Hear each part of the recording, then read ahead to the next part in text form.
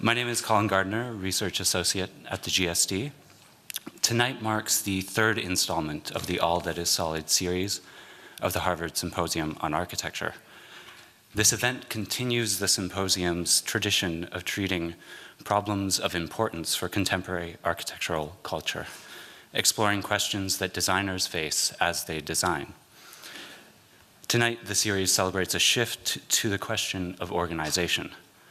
But before beginning, I'd like to thank all of the symposium's supporters and collaborators, the Harvard Center for Green Buildings and Cities, A+T Architectural Publishers, and each member of the Harvard Symposium on Architecture Committee: Iñaki Abalos, Keel Mo, Ali Malkawi, Sharon Johnston, Mark Lee, Aurora Fernandez, Javier Moses, Carlos Murro, Antoine Picone, Chantal Blakely, myself, and Mariana Ibanez, the organizer of tonight's topic.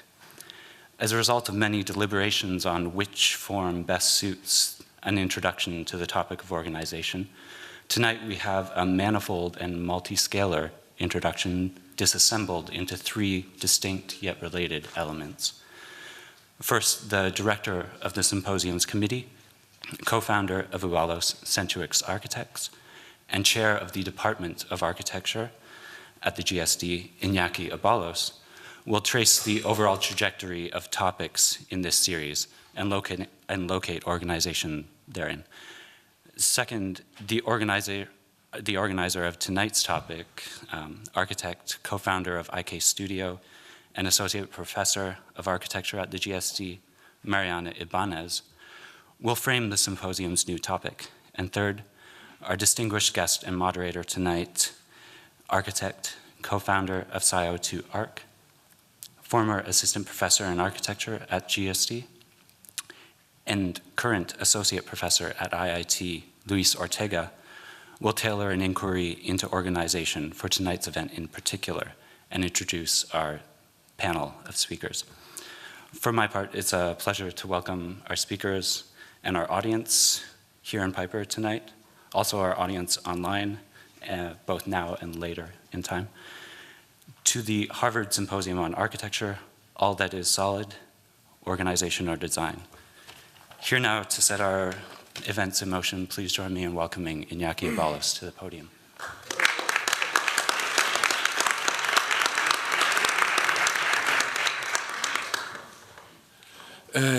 Thank you, Colin. Thank you, everyone, for being here. I promise you that if you want to come here, it will be much more attractive for you, the whole symposium. So you are still in the moment you can come.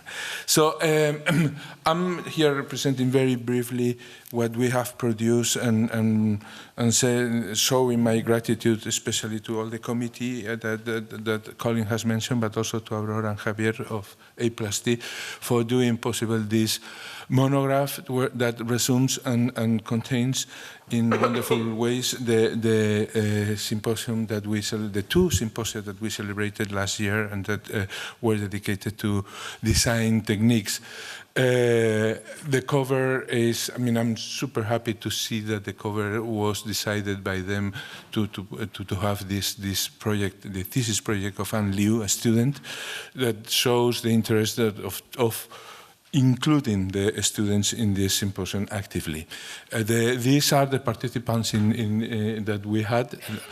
I haven't counted them, but I think there are 30-something, and all of them with some links, or direct links or indirect links with the GSD. And in a way, it's a very collective work. And what we are going to see today is the preparation of the second volume of this series, dedicated to organization or design ? These were the posters that we had then, and that those are the ones that we have this time, trying to give a kind of sense of continuity and differentiation from one of the other. But I was trying to decide what image could see the links among, show the links among the first and the second volume or symposium. And sorry for being so pretentious, but I think that this one is a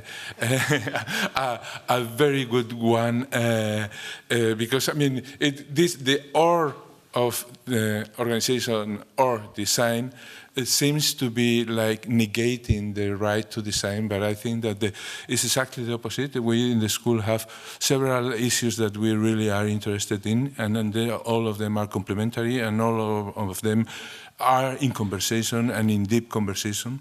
And this is happening here with, I mean, I'm sure that you know this beautiful painting of Raphael with not Raphael Moneo, Raphael, the Italian painter, Plato and Aristoteles walking together in the academia and having a conversation, and clearly one pointing out to the sky, to the place where all the logics, all the rationale of the cosmos can be discovered, the other extending horizontally the hand, showing clearly his interest in the realities of their everyday life. One is having the Timeo, a very difficult and abstract book, Platon. The other is having the Ethica, trying to explain how the quality of life or the good life has to be negotiated among human beings and is in relationship with every single second we have in our life. So I think that this image is important to retain this image because the discussion in a way will be relative to the techniques of design again, but now emphasizing all the role that information has increasingly have had in the processes of design, at least from the moment where the theory of system became more and more extended. These are the 4 topics that we expect to cover. So we are now in the second. Interior matter and tradition and change will be the next one. So I hope that you all will be participating more actively and will be enjoying this symposium. Thank you so much. Mariana?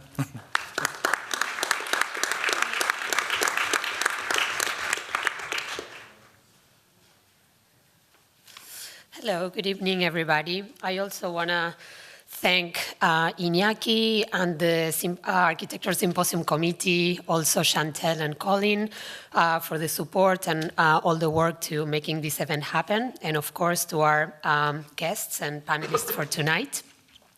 Iñaki talked about the publication that A+T has produced for the Design Techniques Symposium, and for this symposium there will be also a companion publication that will be compiling the proceedings of tonight's event, tomorrow's event as a post-symposium discussion, and some other articles that would expand on the topic of organization. For that publication, I wrote an article that all of our participants received in advance to tonight's event. And that article was produced as a means to frame the topic and to lay out a few provocations. So the third introduction to the introduction today will be very brief, and it's an attempt to share with you a few key ideas from that article. Everything needs to be organized, yet is a universal theory of organization possible, or even productive in architectural terms? Secondly, as a result of the prevalence of digital design in architecture, many of today's debates center on the issue of data. But data by itself bears no pressure on the architectural project. It is how data is acquired, quantified, manipulated, and evaluated that differentiates outcomes from one another.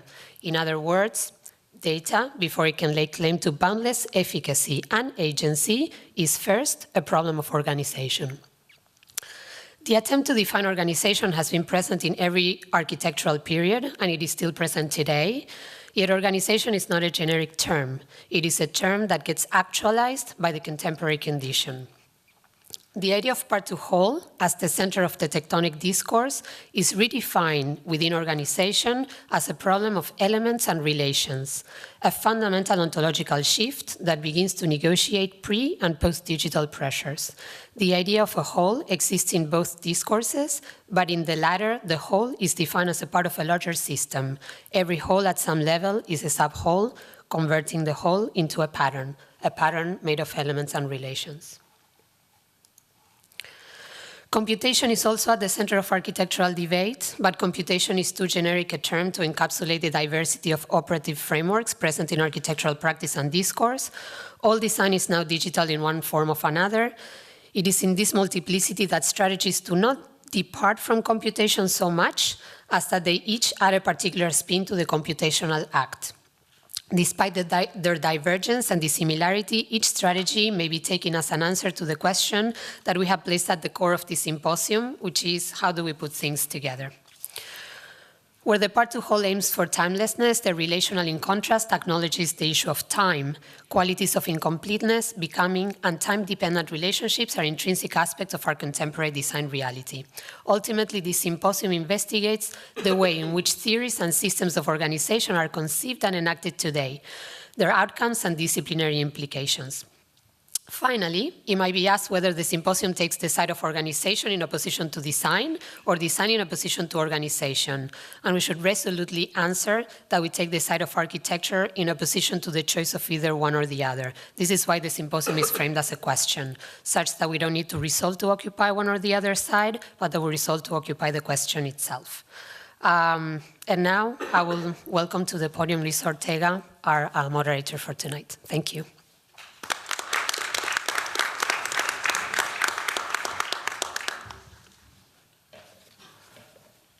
Well, thanks for inviting me for being here. It's always a pleasure to be back at GSD, and more so to introduce and moderate a group of extremely talented thinkers, designers, architects, peers that I'm sure that they will make our debate vivid and provocative.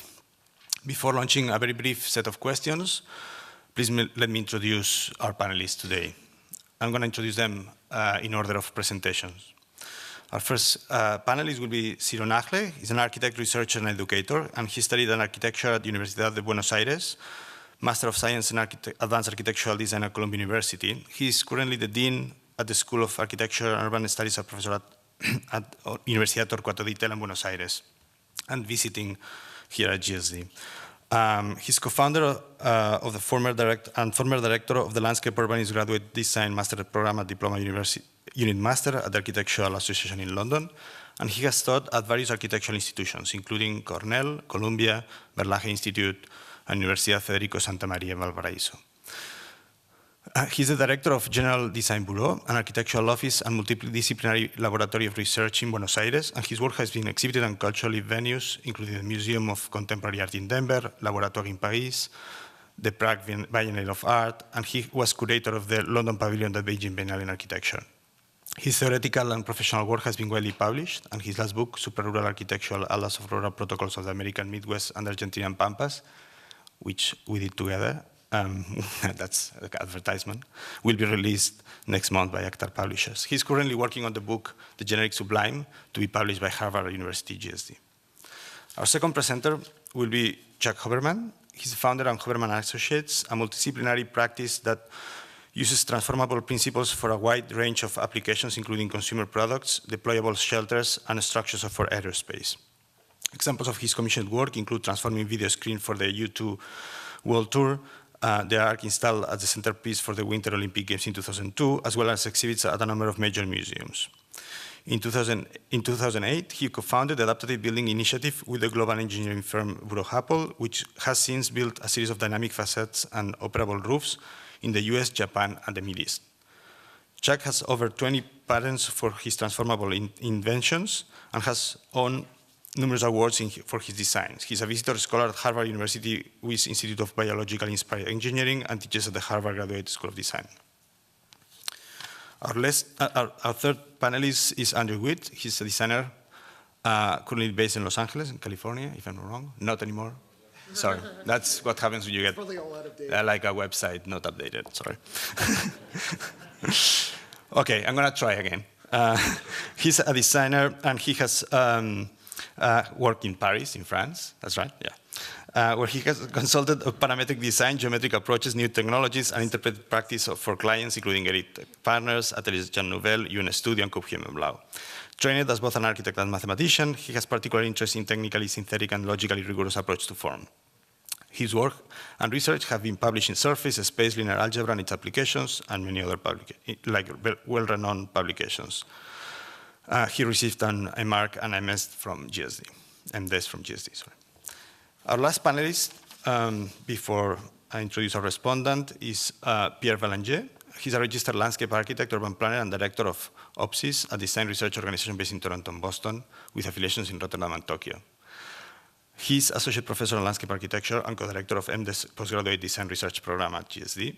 And Pierre teaches and coordinates graduate courses on the convergence of ecology, infrastructure, media, and urbanism in the interrelated fields of design, communications, planning, and engineering. He's the author of numerous books and essays and peer publications. He has been received international prizes in design and planning competitions, and he's the only landscape, maybe is that still updated, architect to have received the Professional Prix Rome in Architecture Award by the Canada Council of Arts. Our respondent tonight will be Sanford Quinter. He's a New York-based writer in architectural theories and a co-founder of the influential Zone Book Publishers. Sanford currently serves as professor of theory and criticism at the Pratt Institute. He formerly served as an associate professor at the Rice University, Houston, Texas, and also MIT, Columbia University, Cornell, and GSD. Having received a doctorate in comparative literature from Columbia University, Sanford lectured at Harvard University, Angevante, Berlage Institute, Architectural Association, and many other institutions. And over the past 20 years, his publications have pioneered new ideas in art, architecture, science, and the humanities. He has written widely on philosophical issues related to design, architecture, and urbanism, and he was involved in the series of conference publications convened by any magazine between 1991 and 2000. So let's, to discuss organization is for me like a challenge for diverse reasons. The first one is personal because I'm extremely disorganized. In fact, I'm systematically disorganized. And I will come back later to that not as an accident, but as an agency. The provocation of the title, as Mariana was pointed out, has to assume that there is, seems that there is an dichotomy among the two terms. Design and organization are placed as opposites, or at least as different and discrete enough to have to choose among them. I thought that is an assumption that in that assumption there was an opportunity to start a discussion, and to do so by questioning the question or by disorganizing the organization. The first question, I don't know how to move this forward. It's just like, is the arrow, which one? The big one, this one? Yeah. Oh, that was easy. Yeah, okay. Okay, yeah. So the first question I think I would like to launch will be about order or the problem of history. There is a perpetual anxiety by architects to reset the system. What if there is no such a break between design and organization, but rather an intensification of the certain historical modes? In that sense, the order is important, and maybe organization could be understood as design intensification. With the digital turn came a change in visual culture and aesthetics that reaches far beyond the instrumental impact that is generally associated with the introduction of computers into disciplinary practice. This turn has the potential for historical reconstruction in the discipline, which can lend value to projects that up to now have only been interpreted in mechanical design terms. 3 examples. There is a use of materials that move away from the modern language of efficiency and places emphasis on the search for an effect that is not tied into modern rational mediation, but is directly linked to the impact of abstract formal organizations on the senses. It is not a question of reclaiming a phenomenological discourse on architecture, but of harnessing the whole potential of digitalization in order to explore complex formal articulations, some of which have clear precedents in the traditions of craftsmanship that were lost during the rise of mechanical culture, and which are richer and more diverse experience to the more austere modern spatial experience. A second example could be the shift by the introduction of redundancy as a productive value within the material organization. Whereas redundancy was considered to be something negative according to the mechanical logic of optimization, in the digital logic it creates a valuable information-rich scenario that allows for simultaneity, multiplicity, and a variety of updates. This occurs at all levels, from a structural system to pragmatic organizations. A third turn has to do with control. The mechanical era articulated tectonic investigation and the interest in detail through particular understanding of control, restoring it through amplificatory design logics. Whereas part of postmodernity attacked the architect author by introducing, which control in a total control over geometry based in introducing a clear definition of tolerance with respect to assembly and materials into its evaluation. In the digital era, there is more a complex idea of control that extremes have become radicalized. Control is subject to a very high level of precision and rigor in construction and a reduction of tolerance. At the other extreme, however, a whole series of new projects have emerged that are centered into the reintroduction of soft control over geometry based on hybridization of digital techniques with low-resolution analog manufacturing. The second question could be called the question of discipline of mastership. Gordon Pask in 1975 wrote The Architectural Relevance of Cybernetics. In his article, he argued the potential of cybernetics in architecture. He does it by defending the impact of cybernetics not only as an instrumental science, but a new theoretic frame from which to think and to design. The new architect is presented as a designer of systems with his interests centered into the organizational properties of the systems of development, communication, and control. Cybernetics is presented as a meta-language that allows addressing critically the role of the new architect. The capacity of computers to mediate between designer and design converts the architect in controller of controls, a catalyzer, a meta-systematizer. Design shifts from being a teleological process of deduction into an inductive process of systematic approach based on loops that feedbacks and gives priority to the performative in front of the act purely descriptive. The third question is the question of manipulation or the question of authorship. The modification of certain canonical references from the mechanical age, like visual culture based on identity, and the introduction of new frameworks for production and categorization has changed the definition of authorship. From a model in which the author recognized himself in an original, the primitive, design was repeated, in an original design that was repeated or reproduced, we have moved toward an author model where an original, a primitive, design is actualized in different ways, based on the ranges and the capacities of the system design. New processes of collectivization, automation, or deviation from the original design structures become possible.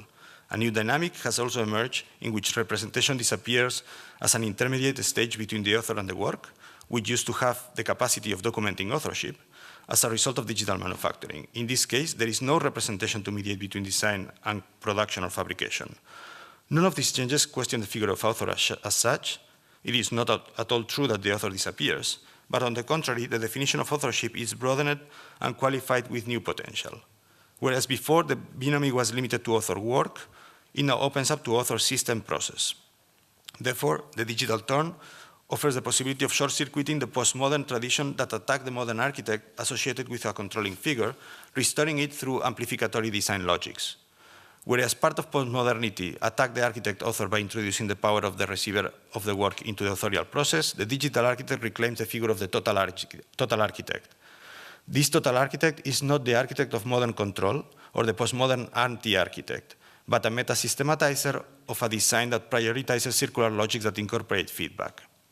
The new architect works in an open systemic manner, designing the protocols that determine relational systems to allow for connections and positing ways of negotiating between generic personal subjectivity and up-to-date collective subjectivity. While organization talks about means towards an end, system refers to processes of intensification. The last question I wanted to ask is the question of culture, the question of play. The impact of the digital, technical in origin, has mainly developed in terms of theory and epistemology. It is most powerful and contemporary version. The digital turn does develop its work in technological terms, but it uses parametrics as a mediator and the foundation for play. It rejects the modern optimization tradition and the postmodern formal autonomy and complexifies relationships. Its aesthetic is based on its problematizing capability, and it is not concerned with ensuring that its products are the reflection of its processes. With tautological indexical formalizations, rather, those products should construct and develop sensibilities and play that promotes the evolution of disciplinary thesis in an open cultural manner.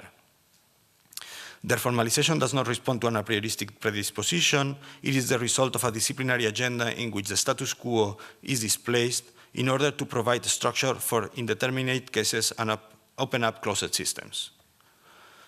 After all those questions, you are starting to foresee the power of this organization. I leave the word and the mess to the panelists to now, yes, please, organize or design what I'm sure will be a vivid conversation about how to organize our lives. Please join me welcoming our first speaker.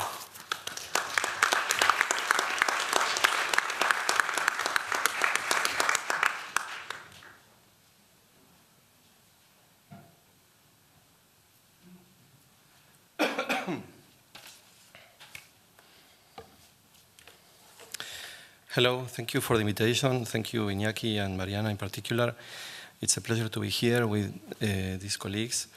For a long time, I have been searching for a new status for the architectural project, and one that does not seclude itself in comfortable, autonomous conditions, but also one that does not merely respond to external forms or agents.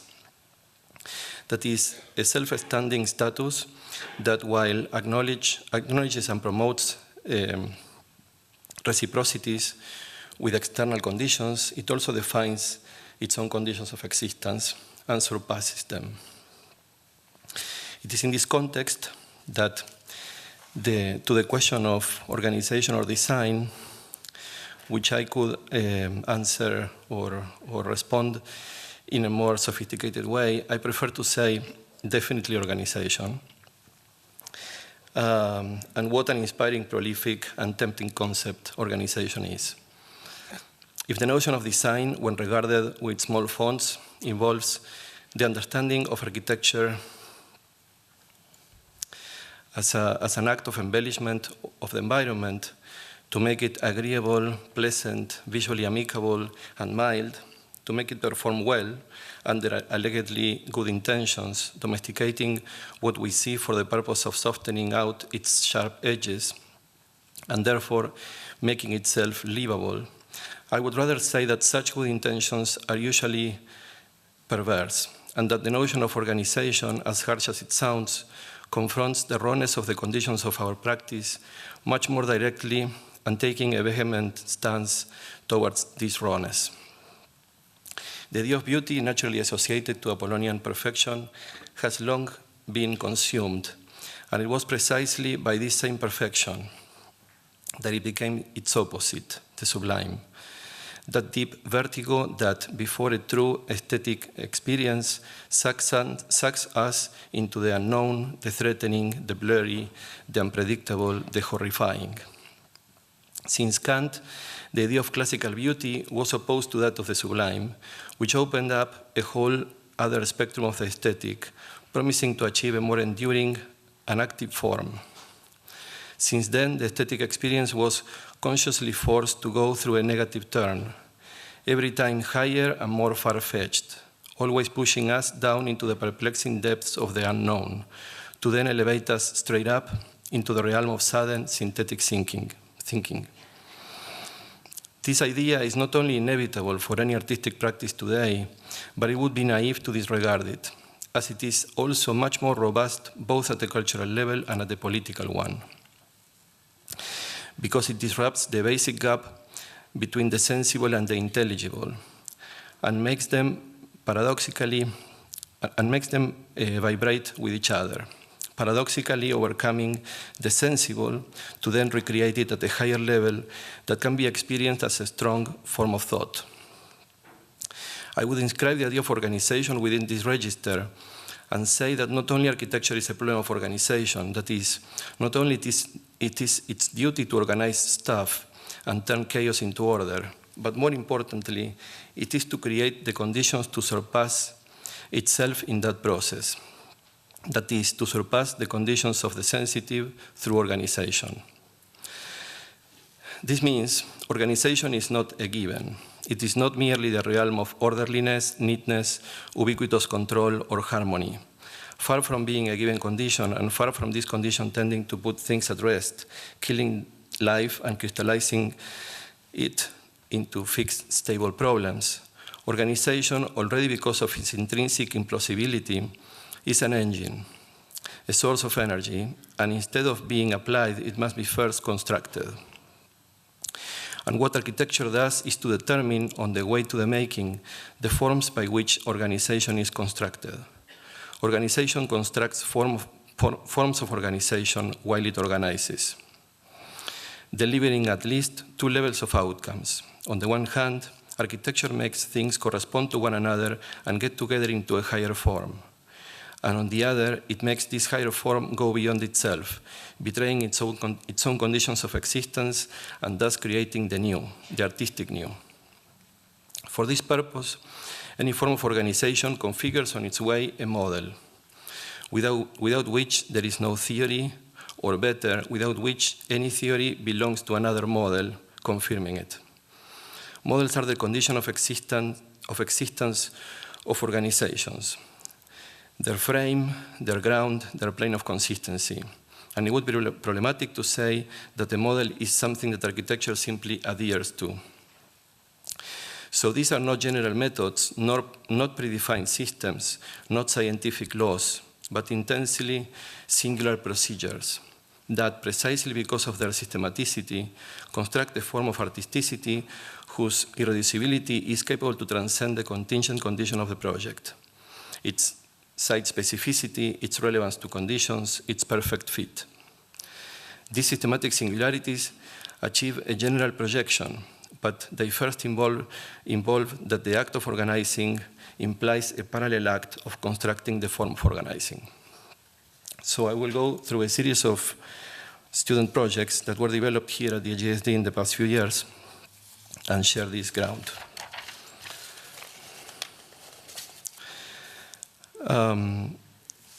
This one is called Cars Palace, and it's what I frame as a fantasy landscape model. And it's a synthetic, fantastic construct that sits on unstable ground at the front of congested city centers. It constitutes a model for the management of expansion of cities into untouched lands right next to their core, and consequently a space for the projection of metropolitan desires. The integration of Cars geomorphologies and palace typologies sets up the rules and constraints of a network of public parks. A first order of topography modulation defines the geometry of basins. A second order regulates water distribution. A third one manages the organization of housing and vegetation. A fourth determines a circulation network. The interconnected lagoons exploit the fragility of environmental equilibrium so that their contained condition accelerates the flourishing of anomalous ecosystems. From an environmental standpoint, the model generates a broad spectrum of watersheds, cherishing the possibility of ecological diversity. From a social one, it brings direct access to nature to the inner city. This next model is called the meta-urban model.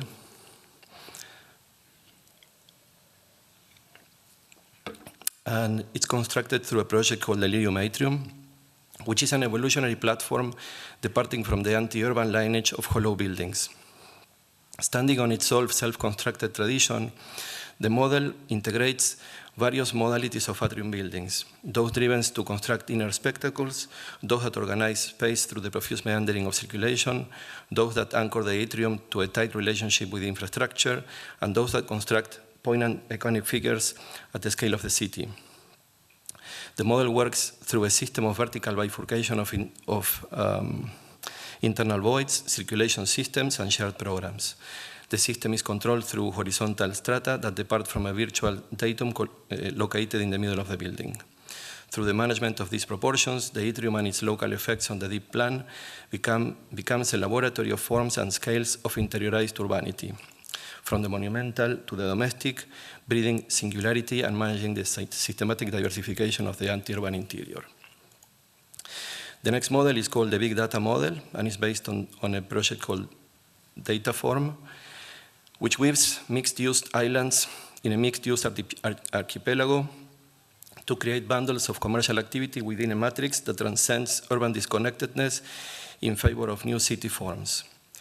The mixed-use building, understood here as a city within a city, an island of highly determined indeterminacy, and a machine of the generation of totally unnecessary information, so unique and irresistible that it effortlessly attracts inhabitants as if in distraction, to not let them go, engenders a field of appealing adequacy and numbness that hides the extreme vulnerability of the user under the illusion of his or her overpowering by the sheer drive of consumption. In turn, the mixed-use manifold acts as an infrastructural spine that integrates independent commercial masses in a singularity.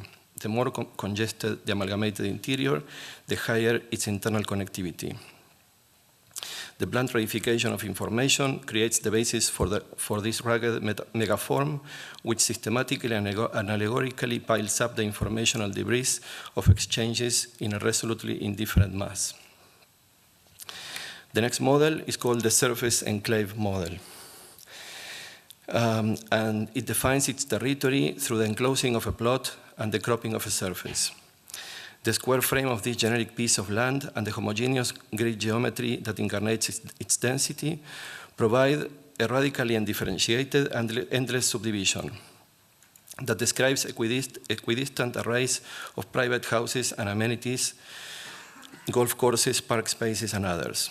Their distribution yields no variation, no relationship, no hierarchy, and no distinction in principle except quantity. The gated community turns into its own environment as each monotonous distribution operates as a force field in respect to the others, locally displacing components to achieve proximity and/or privacy. The sequence creates each time a different arrangement, ranging from well-balanced hamlets to extremist enclaves that fetishize services. The distribution of amenities in turn creates topographic variation, compensating for imbalances and bringing back proximity, now as a frontal condition, and generating unexpected forms of promiscuity. The next model is called the open source model, and it's from a project called Manhattanatomy, which was developed as an open source of primary architectural territorial models based on the decoding, interference, and recoding of concepts from Rem Koolhaas's Delirium New York, understood both as a theoretical precedent and as a material repertoire to be transformed, under cross-fertilization with contemporary developmental culture. A series of concepts from the retroactive manifesto were reduced to paradoxical statements, proliferated as finer grain formulations, confronted with a spectrum of extra-large building and territorial typologies, and turned into operative relational logics in a system, without letting go their humor or their edge. These logics are claimed for as updated mechanisms for contemporary development, differentiating the polemical character of the sources as precise yet open-ended organizational instruments. The model displays a toolbox of these instruments in the form of generic definitions, procedures, variations, and applications. The next model is called the value proliferation model, and synthesizes organizational principles from Manhattan skyscrapers into a series of stacking modalities consisting of cause-effect relationships between levels 1-to-1 of a vertical system proliferating until exhaustion. Out of a series of building progressions in height, the model formulates rules of propagation of land value, responding to the surface area of plots and growing land in a self-fueling cumulative logic of terraces and masses. Rather than seeing the building as a poignant object that installs itself as an icon onto fixed conditions, the model is based on the literal understanding of Koolhaas's theory, by which architecture is no longer the art of designing buildings, as much as the brutal skyward growth of whatever site the developer manages to assemble. Under this amoral setup, the model looks for the critical threshold where the developmental capacity of plots, when subjected to the expansive pressure of capital, paradoxically renders its own premises obsolete. The next one is called the universal node model, and integrates housing bars and car infrastructure in a single urban-suburban building gradient. The subsequent versions of Le Corbusier's skyscraper and corridor buildings, bars for Algiers, are reverse engineered into a synthetic model that manages the repetition and variation of units, the depth of floor plans, the number and internal splitting of wings, the height and extension of the free plan, and so on, connecting attributes to one another to cascade down the effect resulting of the insertion of big retail boxes at the core of an interstate highway interchange, here a three-dimensional roundabout. This model assumes that, having sprawl taken over nature at the scale of the region, suburban culture must be incorporated in the high-density building, and proposes that the highway node is the key to articulate networks, freeing the territory and rendering all urban space a variation of the drive-in. The differentiated matrix model awkwardly unifies the genealogy of Jonas Friedman's Ville spatial matrix projects in a single differentiated model.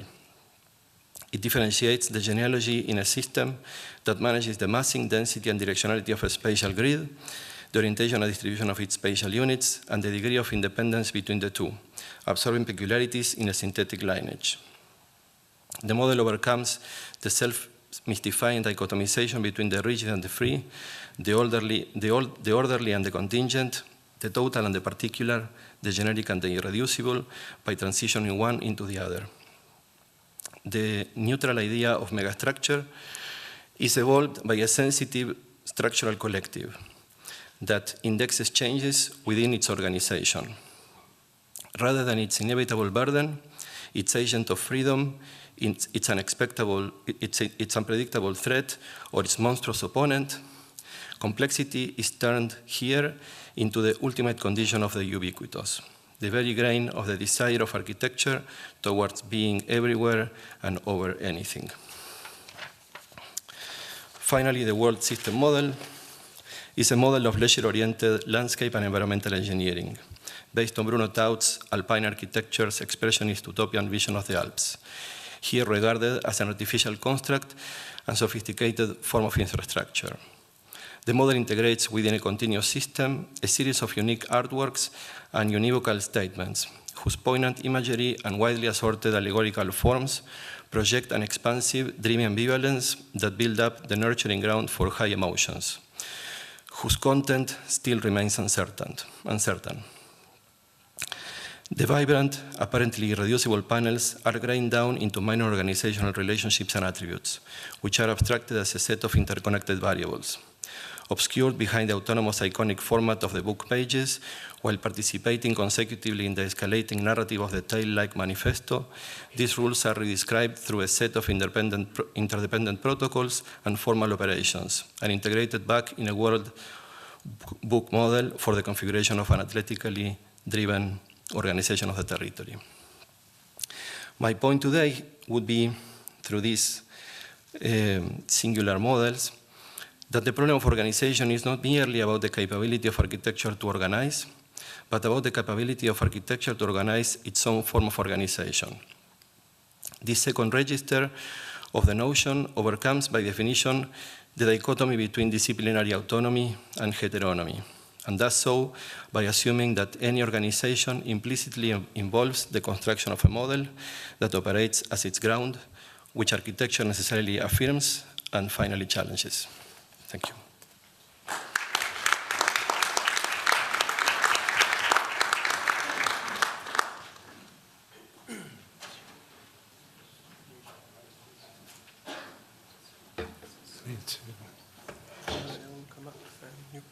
No, I need to plug the HDMI into my, oh, here comes Matt.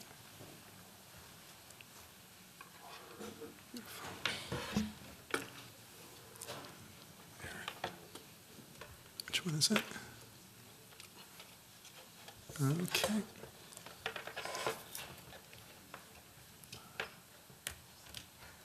Great.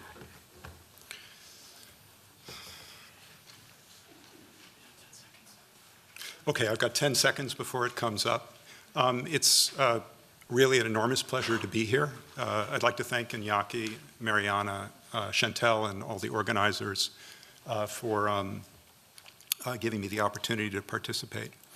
I will be speaking about my take on this design or organization theme from the standpoint of an inventor and also about the processes of invention themselves. So I took as kind of my kind of starting hook the question that in the brief of what is design relying on systematic processes and scientific methods as one compared to one or contrasted with one that focuses on issues of subjectivity and creativity.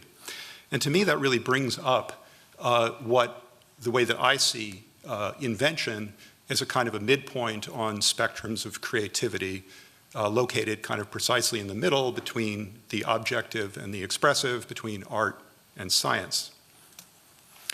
And in terms of understanding what invention is like from a subjective viewpoint, it's good to listen to inventors. And Henri Poincaré, the 19th century French mathematician, was an enormously insightful reader into his own thought processes and generalizing them out to other inventors.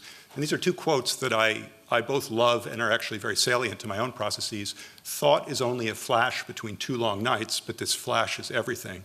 So that's the sort of the light bulb moment, the aha moment, the mysterious appearing of an idea that seems to come from nothingness. But then he goes on to say, invention consists in constructing the useful combinations, which are in the infinite minority. So the flash doesn't really come from nothing, it comes from constructing the useful combinations, and he aptly points out they're pretty hard to find.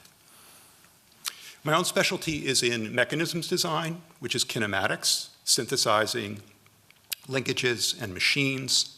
And I love mechanisms. I love their physicality, their tactile nature, but there's always something beyond the physical when you hold them and handle them, which is, of course, the motion itself. But another way of looking at it is that motion is about relationships. It's about relationships as embodied in the physical object itself. So in 1988, I had a kind of a flash. It was an important one in terms of a lot of the work that I did later, and I'm going to explain it to you in about 30 seconds. It's a scissor pair, two straight links connected by a midpoint, give two straight parallel lines to their endpoints. But people also were playing with moving that connection point so that you have a changing angle as it folds and unfolds.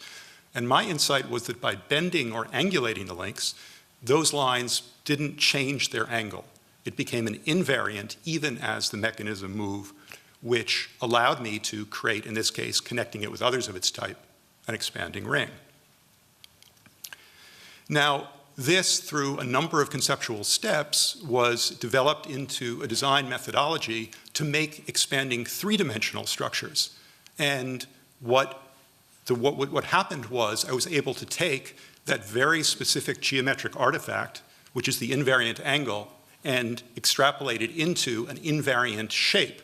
In other words, where you can more or less take as an input any surface or shape and translate it into a mechanical linkage that expands and contracts, but keeps its overall profile, its topology, its form. Those types of objects generate their own internal organization, which comes out as a kind of a form of behavior. Any expanding shape, if it's consistent, if you track any given point on the shape, it's going to move in straight line trajectories out from the center, which is something that's been very much part of kind of the ability to construct these at large scale, where those straight line trajectories become lines for cables, track supports, things like that. Another aspect of the organization of invention has to do with intellectual property. So what you're trying to do with your claims in a patent is to find the most reduced object within your invention that still describes all the critical features that are novel and original. So I defined this thing called a loop assembly, which is made up of scissor pairs, that's what we just saw in the animation, which are in turn made of angulated strut elements, hence the bend, and then you can construct those into loop assemblies. And as I worked through this kind of language portrait of the invention, it then calls out something called normal lines, normal in the sense of orthogonal, which are the movement trajectory, which is the really key geometric feature of the actual behavior of the mechanism. And finally, the ultimate goal, which is to define methods to make reversibly expandable three-dimensional truss structures. There are different transformable behaviors or configurations that could come out of this. So whereas my original insight was to make expanding structures where all the movement lines are radiating out from the center, I discovered a couple years later that there was another embodiment of this, which are retractable structures, which rather than collapsing to a point, retract out to an edge, and where the movement lines, rather than lying orthogonal to the surface of the overall shape, lie within the surface of the shape. And this you can kind of generalize to maybe a broader condition, which is to look at transformable objects that can be either contained or uncontained. How do they relate to their boundary conditions? And then zooming out, kind of, or abstracting out a little bit more is, as I've been developing kind of the methodology for making and building these things, on a systems level, what I'm thinking about is how do these actually inhabit our surroundings? How do they inhabit the built environment? They always are going to, no matter what you make and all of its behaviors, always is going to be within a kind of a more of a other objects, which are many of which are fixed in the built environment, and then how they're aggregated and integrated so that they can move around. And then you add people, and that's very much part of my thinking as well. I'm always extremely interested in the kinesthetic and the proprioceptive in the actual physical response of working with these objects. And this actually goes back to when I started as a sculpture student at Cooper Union. I built machines. This was a kind of a people mover that reoriented the body and in some sense was supposed to reorient your viewpoint as well. And we can look at other kind of options. This is much more in terms of dynamics. And it's this absolutely, I love this movie. It's an absolutely legible physics equation, weight of the body, expansion of the sphere, momentum, all of these things happening at once. And this has, in fact, saliency for very functional and practical uses. This is a 700 square foot tent that I designed and is distributed worldwide that goes up in about 3 minutes by 4 operators without all of the sort of the intricacy and elegance of some of the other structures, but taking the lessons of how the body relates to the mechanism. So I'm going to speak briefly about what any inventor likes to speak about, which is what I've been doing lately. I'm always most excited by the most recent things I'm doing. And I'll talk about a couple of them to sort of like round out this view of invention as a kind of a generator of organization. Now, one thing is I had a kind of a conceptual project that's kind of been percolating in my mind probably for a few decades, which is that I had come up with this general system to make expanding structures, but I thought it would be very, very cool if you could, rather than specifying just a size change, you could actually specify different shapes. How could we make something that would morph from one shape to another? And a couple of years ago, I started to work on a kind of a morphing algorithm, which is based on an extremely simple mechanism, which is just a series of spinning tubes that are arranged in a circular configuration, and they all spin around their own axes. But the actual morphing or shape change occurs because the tubes have, they're bent into different forms, and then they make an overall shape that transforms. So you can actually use this to make, for example, a cube that turns into a sphere.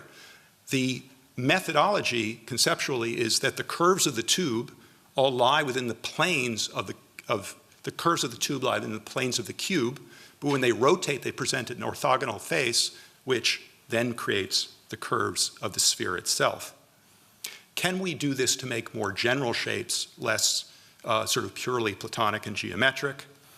So I was invited to participate in a competition for a sculpture, but this was for kids. It was for a pediatric hospital.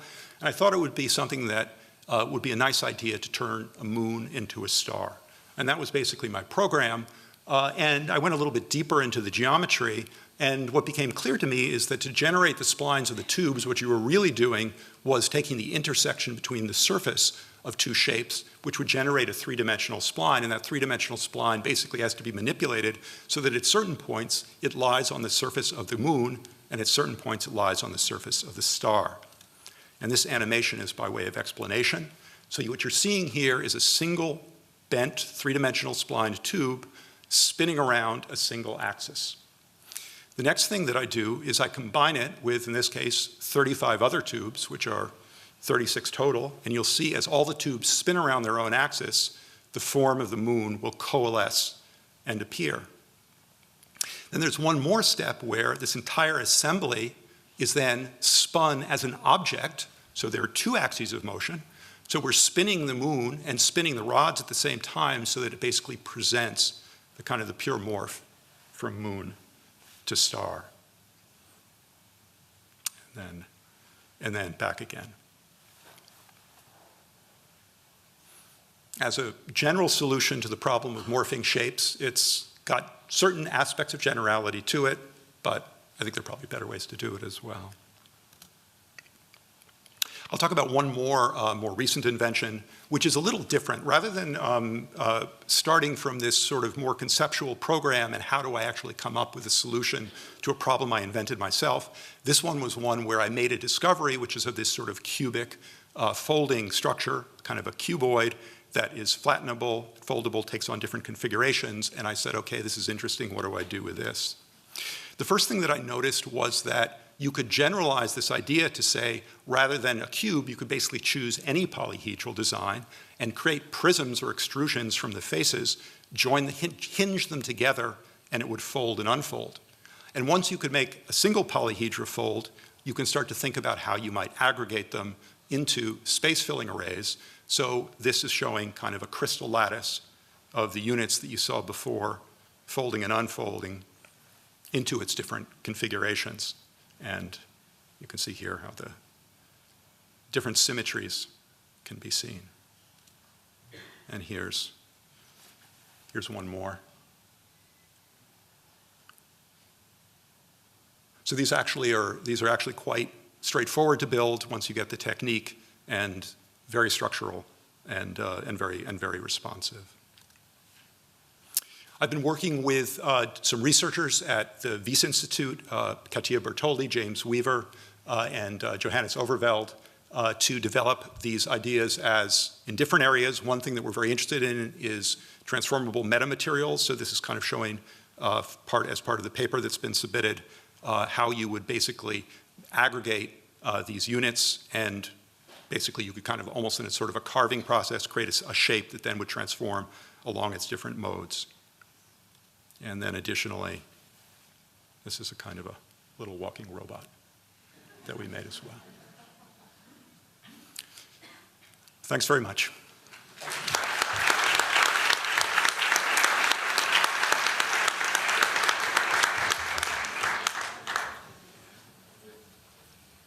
Just get this out.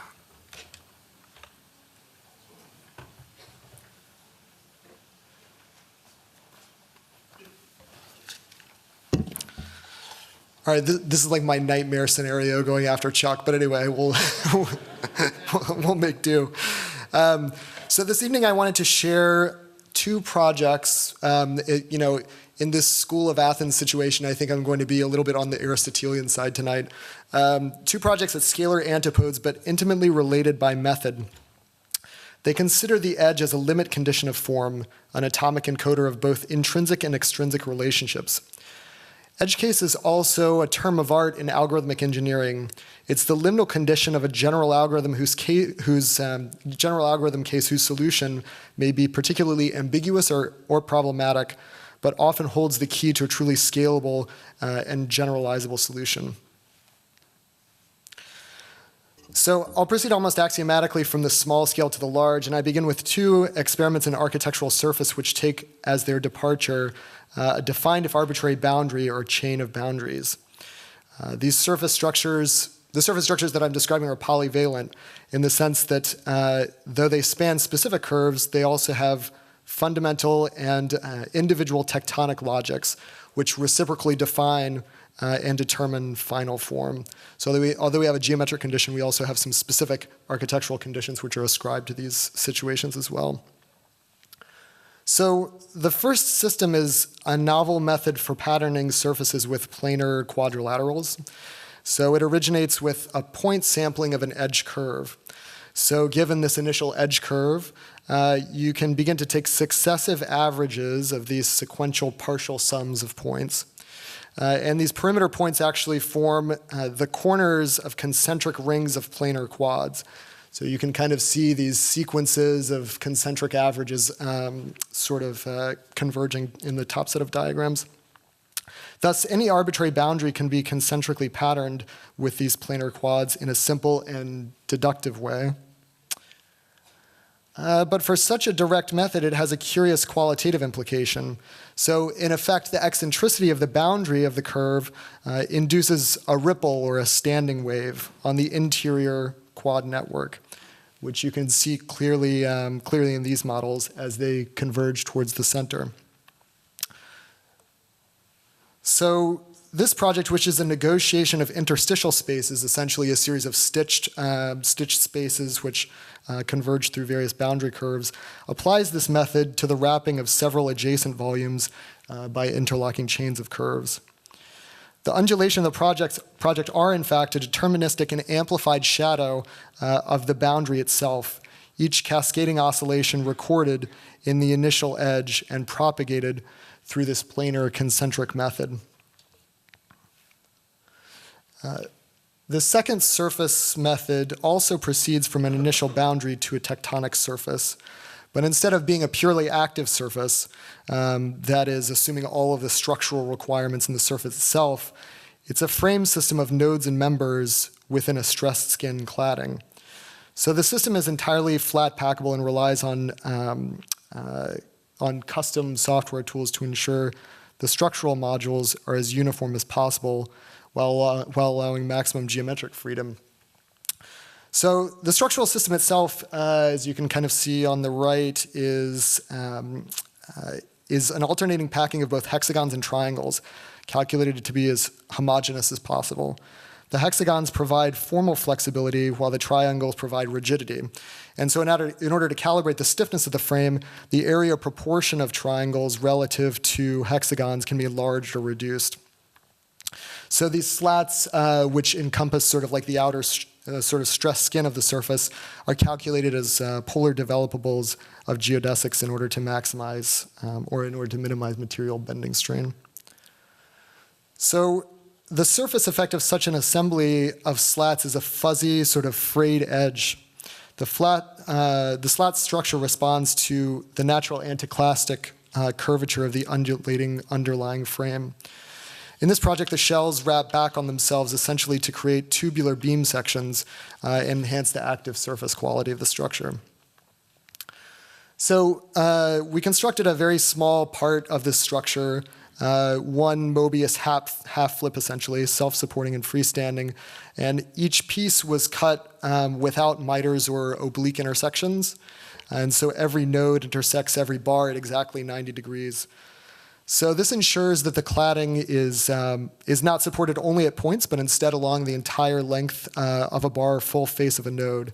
And the subdivision itself is designed to support developable cladding and is to be as even as possible. So this is actually in the backyard of 42 Kirkland for any of you who are curious. It'll be up for another couple of days. The bolted connections create a fairly rigid moment frame, but it's actually a very light structure and very easily portable. So while the pattern itself appears uniform, in fact, it's necessary to reverse engineer an optimal sequence of construction from an implied hierarchy of network dependencies. So this animation shows a little bit of that process. Part network analysis, part physical simulation, which can take an arbitrary assemblage and automatically reverse engineer the assembly process. So essentially what this does is use some sort of some specific network methods to deconstruct an arbitrary form and give its optimal reassembly sequence. So both of these systems require fairly extensive statistical optimization in order to make their high part count variation feasible in practice. And so what we began to do is to use machine vision methods to map the replaceability of one part with another. So how interchangeable, say, is one shape with another? That is, within certain tolerances, how similar is one part to a family of other parts? Here you can see all the bar members in this particular installation with links to their closest associated replacements. And just as we can unroll a surface, we can unroll the network, unpack this network to reveal clustered families of forms and the proportional dominance of these forms in the composition of the assembly. So we've organized these relative to a single piece. So in effect, you have a genealogical diagram where the sort of like root element is at left, and then you have a sequence of ascending dissimilarity from that root. There's also some additional classification by color, so you can begin to group and classify certain kinds of very similar families. So a couple of parting shots of the mock-up. So we began to wonder actually if this technique of classification, if you will, could flip the script on the problem of building type. Instead of working from cases in our understanding of type, was it possible to work from this vast trove of empirical data? And we began by considering 1,000 buildings in central London on the south bank of the Thames. So the boundaries of each of these buildings, just as we sort of applied this method to our installation assembly, can be associated with buildings which are their closest fit or their most sort of like replaceable doppelganger, creating a similarity network exactly analogous to the one we showed before. So using a 40-dimensional similarity metric, we constructed a sort of fuzzy affinity network which allowed us to classify all of the shapes in this area and group them taxonomically. And so just as we unrolled this sort of relationship network or sort of affinity network with the installation, we could do the same thing actually with cities. So we can restructure this also in a form that shows relative similarity, clustered affinity, and overall categorical distribution of form. Recalling Colin Rowe's work in creating metric associations to classify typology in essays like The Mathematics of the Idea Villa, we affectionately called this tool the robot. So of course we can scale this up, say to 10,000 buildings, a much larger section of London. And at this scale, one begins to recognize the gradient effects that are a consequence of dense shapes grouping with dense and sparse shapes grouping with sparse. That is, there's a quality that we might intrinsically identify with parametric variation, which is in fact a natural consequence of the intrinsic demands of combinatorial variation of architecture itself. So the larger the sample population, the closer we come to actually a continuous gradient that exhaustively maps the possible architectural permutations of form. So if it's not entirely obvious, this is literally each one of the building outlines scaled and classified in their closest associated groups. So here you see a detail of the distribution of buildings and their relationship to the sort of Gestalt order of this form map. So of course, different populations of buildings may display markedly different metaforms, leading the way to a kind of Linnaean approach to architectural form. So extrapolations of this technique are fairly clear, and I'll close by showing a series of snapshots of a variety of metaforms from 40 different sections of London. So here the root node is at the bottom, and the tree is oriented vertically, but it's essentially exactly the same approach. These metaforms, of course, themselves have shape and are themselves amenable to the same kind of analysis. Thus, we can begin to talk about an engine to generate insight into the building forms of cities and into the structure of precedent itself. So finally, if this similarity network is constructed on all billion buildings on the planet, then the robot actually becomes a search engine for architectural form. It allows a designer to comprehensively and exhaustively answer questions like, what are the precedents? How original is a particular scheme? Where has it been done before? How similar is this plan to others in the city or the world? And ultimately, what is the form of form itself? Thanks.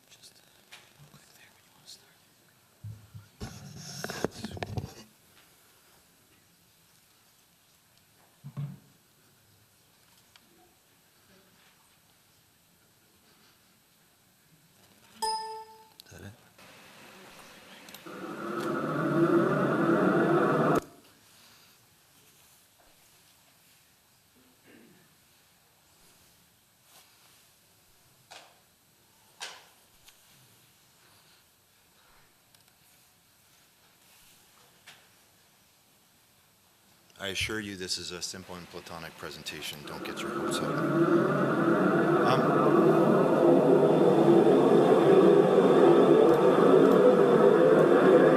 Thank you very much for the invitation, Mariana, Iñaki. Can you hear it?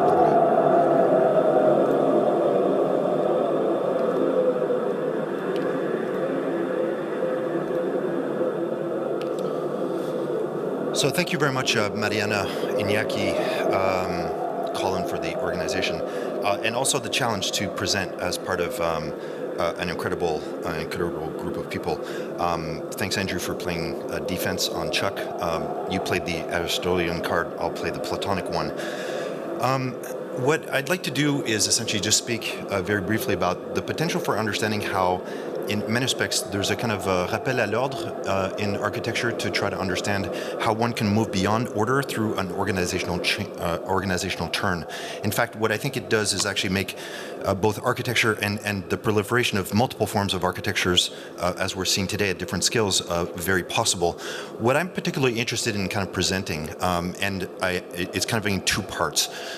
First, a sort of ad lib part of being able to present some background to an idea of being able to understand that in many respects, one needs to understand that the organizational turn must happen through the notion of ecology. And I would argue that as opposed to presenting a vanguard perspective, I'm going to present a perspective that's now 2 decades old, but that we've potentially kind of skipped over as a result of a number of wrong turns that we've made, which thankfully we're correcting this evening as part of the work here also at the school and our presenters. What I'd also like to do is, at the second level, to be able to try to understand how one takes this turn and tries to adapt towards harnessing ecology as a form of organization, is the particular aspect of time. I'm particularly interested in also understanding how time itself is territorial as much as it is temporal, and that in many respects it provides a kind of a middle ground between territory and speed. I'm going to present not only a synthetic but also a photosynthetic perspective given my background as a landscape architect. Iñaki, where's the big arrow? Okay, I got it. Yeah, good. Okay, they flipped the script on me. It's a kind of small arrow. So what I'd like to do is actually present two things, which is first of all I'm going to try to put a few ideas together in order to try to understand how in fact one engages not only ecology as a form of organization, but then how we can render the work of ecology as actually the work of urbanization to be able to address contemporary challenges of our time. I think it's we really can't adopt this perspective without passing it through two people. First, Paul Virilio. This is a text translated in 1986 from 1977 during the height of the oil crisis and a turbulent period in Europe. The loss of material space leads to the government of nothing but time. So this is a classic understanding of that capitalism is not about the control of capital, but rather about the control of time. And I'll try to make that case. The violence of speed has become both the location and the law, the world's destiny and its destination. So therefore, the control of capital actually is preconditioned by the control of time. By vast bureaucracies, which we still live in today, and we'll try to make the case of how do we undesign our way out of this. I think it's also important that if Paul Virilio was potentially one of the most important urban thinkers of our time, is one of the most important urban thinkers of our time, I think there's another urbanist, but you might not recognize who she is because she's more like an ocean urbanist. Her name is Lynn Cox, and approximately at the same time that that text was translated by Paul Virilio in 1986, within the same year, Lynn Cox was essentially undertaking the 2.5-mile open water swim across the Bering Strait at the period of probably the coldest period of the Cold War, thanks to a loosening, a temporary slackening of the border regulations between the US and the USSR, thanks to the reformist President Mikhail Gorbachev. The water was 40 degrees Fahrenheit, so it was near freezing, and it took her just under 2.5 hours. It's a tremendous feat. what I think is particularly interesting and why I'd like to propose her as an urbanist and why we should be able to sort of revisit the work of Paul Virilio in his proclamation about paying attention to not only speed but time and territory is that in many respects, the one thing that actually controls all of us, and arguably in a system of multiple systems, as Mariana very eloquently put at the very beginning of the conference, is that in many respects we live in time zones within time zones. And in fact, if anything, I would like to argue that the work of design moving into the future is actually the formalist work of actually undoing the structures, bureaucratic structures of time that actually conditions us. I'm specifically going to try to make the case that we do that not through enclosing systems, but rather opening systems, and specifically through living systems. I'm going to reference back and forth a kind of like a period of time between the mid-1980s, as you saw with Paul Virilio and Ling Cox, around the time of the fall of Berlin Wall, 1989, 1986, 1987, the meltdown of the Chernobyl nuclear plant, and then also mid-1990s, the fall of the South African or apartheid regime. In many respects, I characterize that as a kind of era of postmodern meltdown, where literally, I think most of you in this room are actually probably born in the late 1980s or early 1990s. You're born in a world in which all structures essentially can be taken down. And for that reason, I love working with this crowd. But what I think is particularly special is that we're essentially changing orders of magnitude. And not only are we working at different scales, but I would argue that we're working at a number of different time scales. So I'm going to try to reference two ways of seeing time, which is I'm privileging a sectional perspective, one that is longitudinal. Some of you may call it a diachronic perspective, where you see change over long periods of time. Some historians refer to it, like Jo Guldi in her history manifesto, as de longue durée, a way of seeing time over long periods of time, sometimes centuries, even longer. The second one is to be able to see time in a synchronic way, in which multiple forms of change happen simultaneously. It's the world in which we live in now, in which we can understand that, in fact, time is not a container, something to partition, something to quantify, but rather where there's simultaneous events occurring at the same time. And I think for that reason, it's useful to understand the environment in which we live in. I bring this up because both the longitudinal perspective as well as the altitudinal perspective allows us to locate ourselves in the world in section. This is where I would argue that the next generation will no longer be concerned with plans or planning, but rather will be involved in drawing sections where the plans can be whatever they want to be.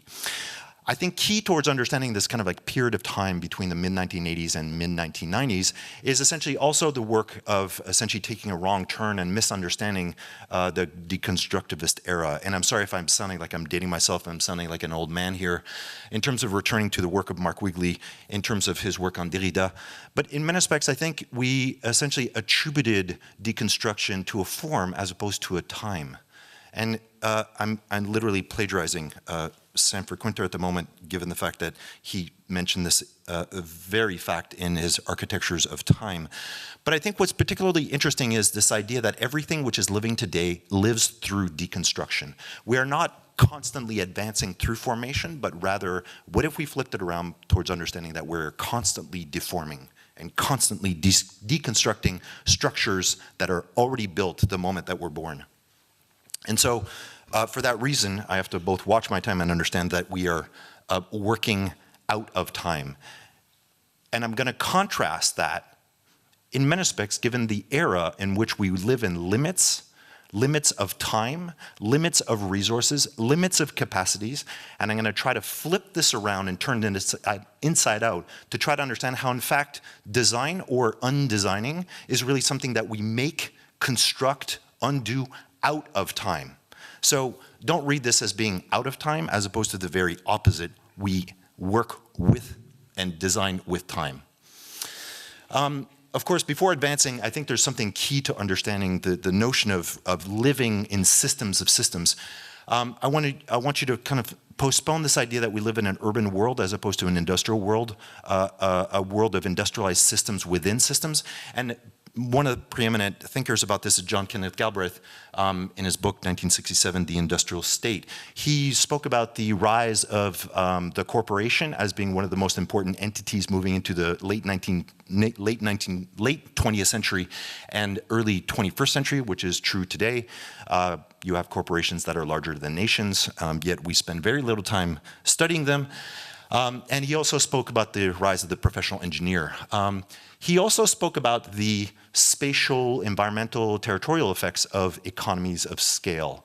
So he was trying to chronicle what those spatial effects were.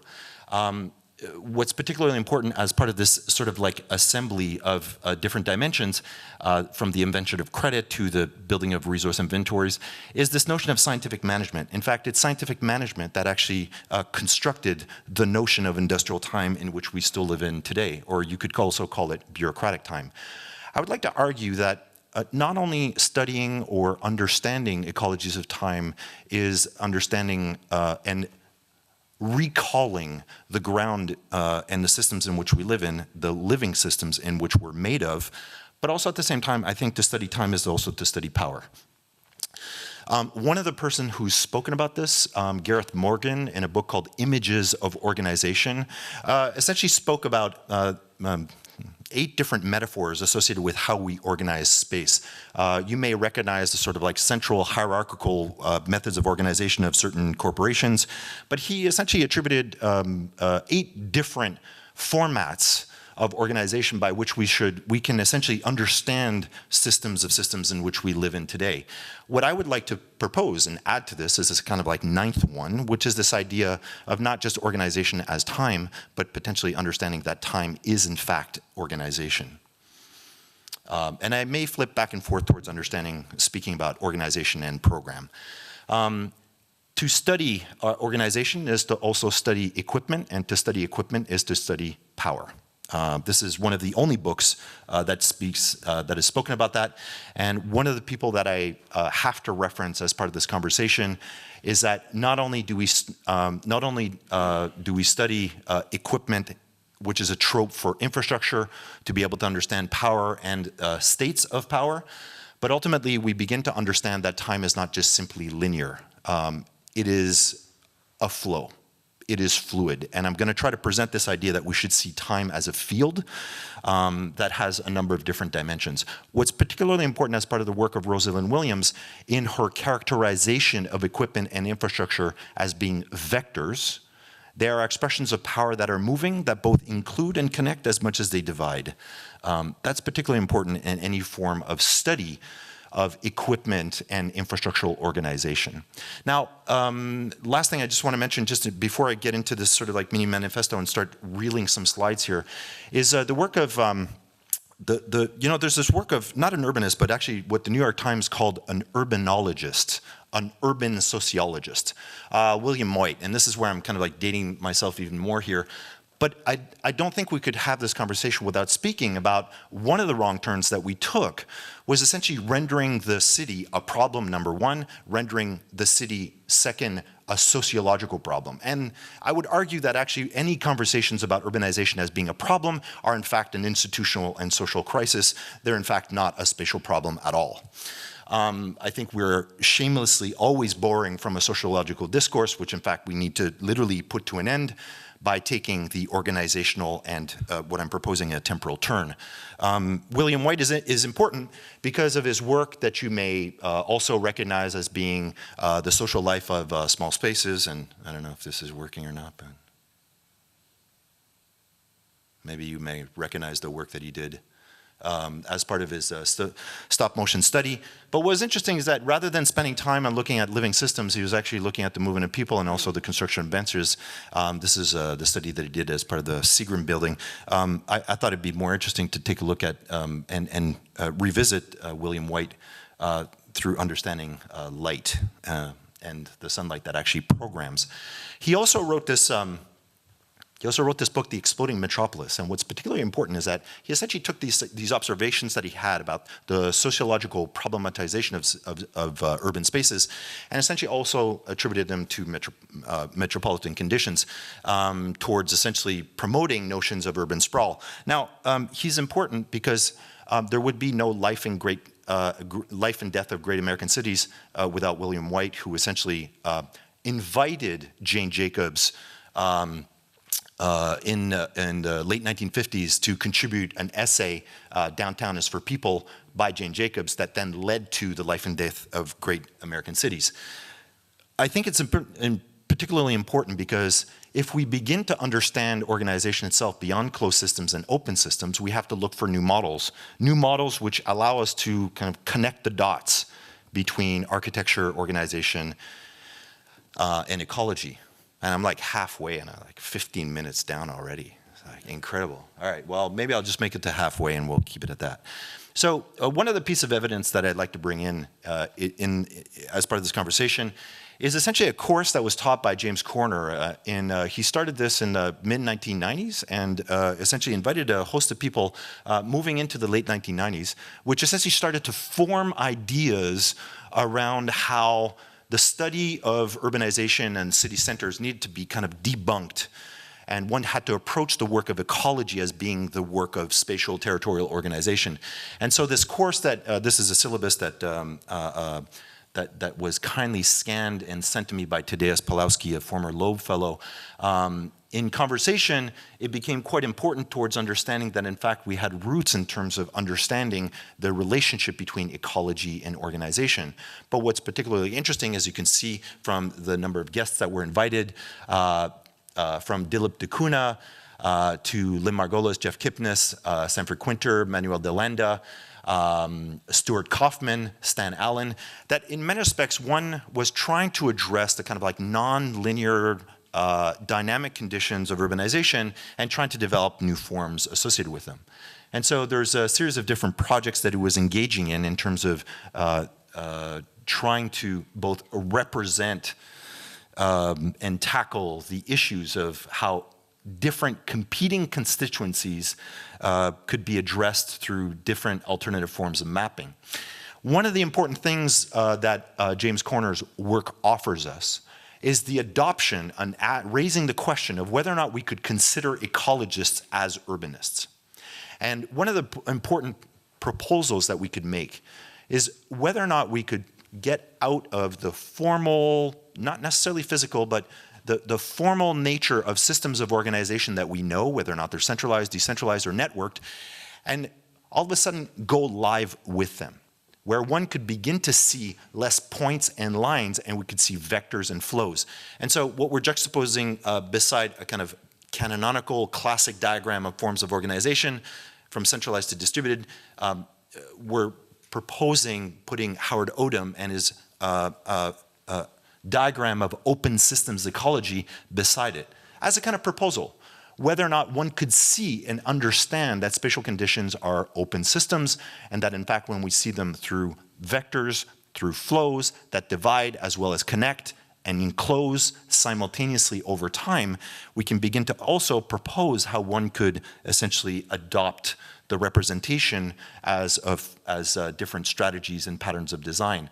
Now, before moving forward, I think the aspect of scale is actually absolutely essential as part of this conversation. And so Howard Odum's work was highly influenced, and the diagram that I just showed you was some of the later work that he did as part of the early 1980s. The work of James Miller is important, dating from the early 1970s, because it proposes a way in which we can see telescopically through ecology at a series of different scales. And I'm just rendering a kind of representation of the paragraph at the bottom, towards understanding that maybe our work in many respects, what if it included the level of the cellular, the organic, the group, the organization, society, and the state level as well? Would it be possible that we could achieve that? Well, what's interesting as part of the work of Howard Odum is that essentially he did it through the study of power.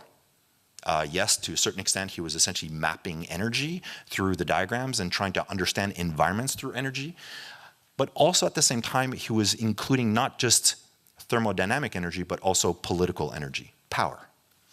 And key to this is the relationship at the very bottom along the arrow of notions of territory, time, and transformation. So in many respects, how could we accomplish this? And this is where I'd like to propose, is sort of like, this is where I start dating myself even more, the kind of proposal of landscape itself as being a media and medium in which one could accelerate and decelerate time itself. Literally working with trees, daylight, and dirt. A very, very simple thing. And so what I'll do is, given the fact that I'm halfway, I'm just going to wrap this up in like 1 minute then, is I'd just like to show you how time itself can be programmatic and temporalities, in fact, have patterns that all we have to do is start to notice them and begin to see things differently. These are images that I took when I graduated from the Graduate School of Design about 15 years ago now. I made it a point to photograph all the work by George Hargreaves to see what became or what came of the prototypes and essentially the canonical work. What I found is actually projects that were destroyed.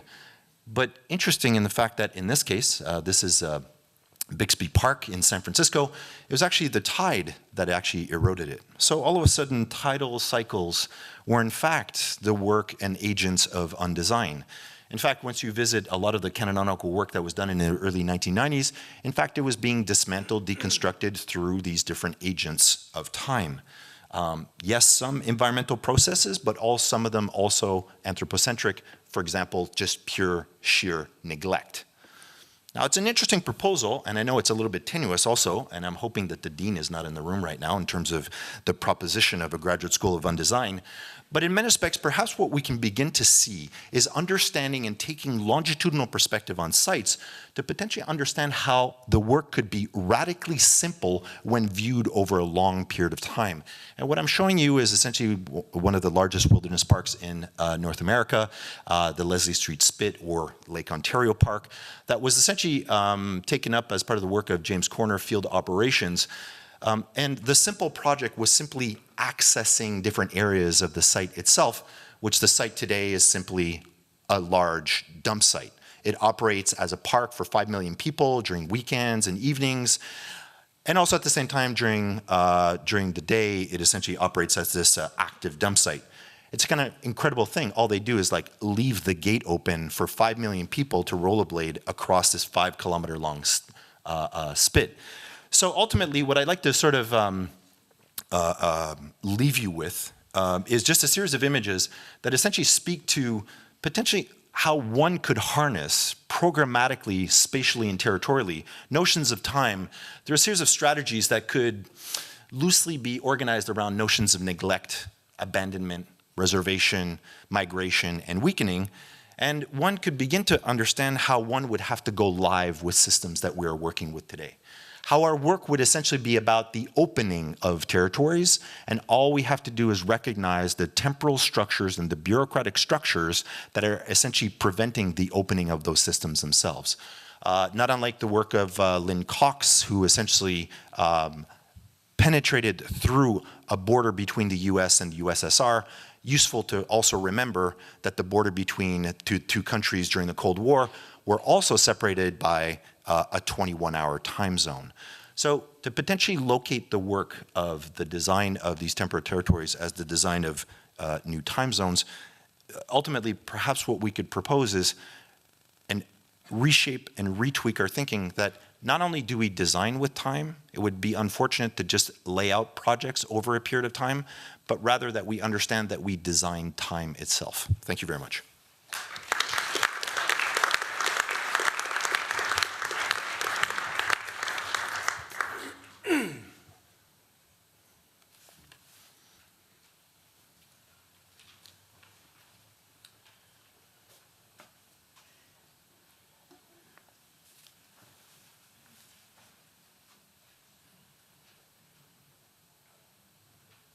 Is that the green arrow? Yeah. Well, it is a great pleasure as well to be back in this God-forsaken room that you know is the most feared and loved room on the academic circuit. Though I do commend you for the attempt to reconfigure it with this table. It feels pretty good. And I still remember the day when it was filled with pastries and tea, very fondly. So,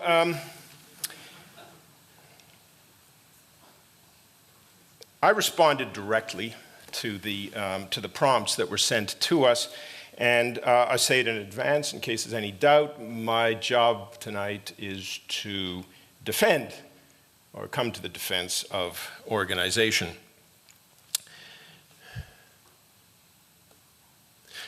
There you go. So you're probably thinking, why did Quinter spell organization that way? It's because he's Canadian? No, that's not the reason. The reason, of course, well, not really of course, the reason is to make it feel fresh and foreign, and also because the term that I'm going to try to revive is actually of English and really German and Austrian origin. Whenever in doubt about the soul of an idea, I tell my students, and I practice this myself, is go back to the origin and re-depart. Organization has a provenance, an origin, as well as a prehistory, both of which matter, or indeed should be made to matter, or could be made to matter as a means of inventing a graceful exit from the digital anomie that we consider to be our discipline's current state of the art. Each touch point in this history, it bears noting, represents a firm episode in the development of a materialist modernity. The prehistory can be said to date to 1770, the year, more or less, when Denis Diderot elaborates in his conversation with D'Alembert the idea that the faculty of generalizable purposiveness found in natural things derives nowhere else than from une certaine organisation inherent to sensitive matter. In sum, it is the capacity to receive a signal, but also to send and store one. In other words, memory. At almost the exact same time in Germany, Johann Goethe proposes a theory of plant growth and differentiation mechanics. Another example of Goethe's astoundingly powerful algorithmic intuition as a product of three morphological impetuses: a flexible form, a cycle, and a gradient, managed within an environmental framework of factors to produce endless variations from the possible mixtures, yet always subject to both internal and external control, and forever, and this is important, linked to them. Form in both cases is endowed with a new feature. It becomes at once the memory of events and a progenitor of new ones. These have been referred to as genetic ideas. The direct history, that was the prehistory, refers to something more proximate. This is organization with my little s. In its contemporary sense, it was worked out in the late 19th and early 20th centuries, particularly in the 1920s, as a means to resolve the centuries-long mechanist-vitalist debate, short of which resolution, the study of living form could not emerge as a legitimate concern of science.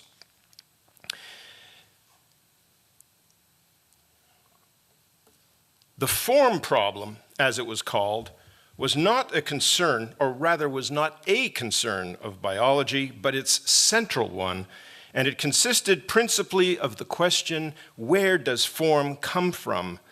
The answer, one knew, was a mysterious composite of internal and external factors, but the epistemological need was to identify the mechanism through which the convergent and magically expressive process took place.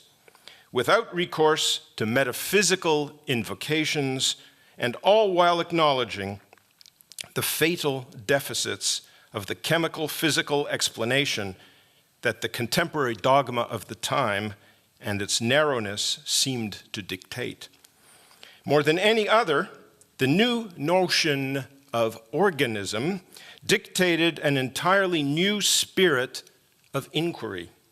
It implicated all the following principles: wholeness, integration, emergence, stability, self-directedness, development, control and regulation, pattern, symmetry and symmetry breaking, interaction, system, hierarchy, information, and so on, or and on and on. It does go on, it's astounding, even though it is an exclusive domain, if you like, of the actual world, all to be included under the cover term, which is also its cognate, that of organization.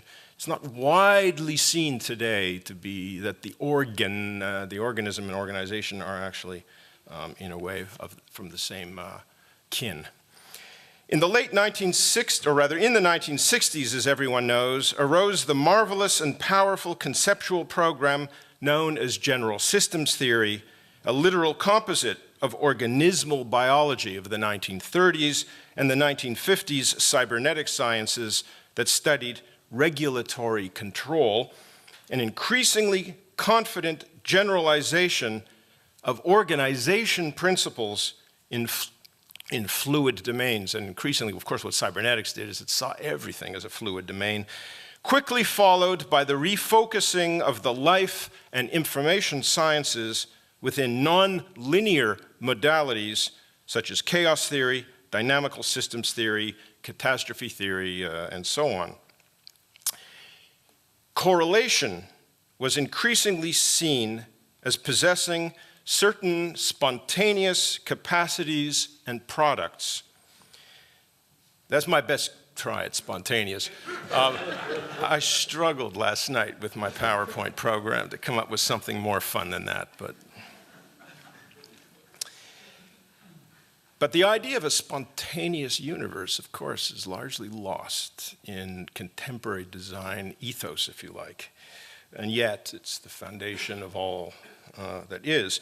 The organism idea, no longer explicitly invoking the holism principle, always at its root, continued to assert it nonetheless through formulations of unbroken continuums of action and influence. What we know today in both science and design as generative field theories.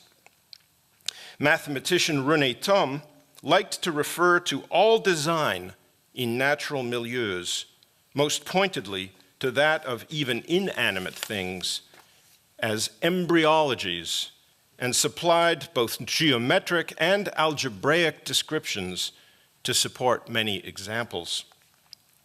I'm running through this. Some of you of a certain age are going to be totally bored with this déjà vu. Others will be totally shocked at its pedantic nature, and that's what I decided. Today, the pedant. Because the point is that the foundation of so much that is taking place today has its roots, if you like, in this organization theory, which emerged in biology, and the shift from physics to biology, as it took place in the 19th century and into the 20th, as the dominant form of explanation, is a significant one, and it is not one that we can escape in architecture.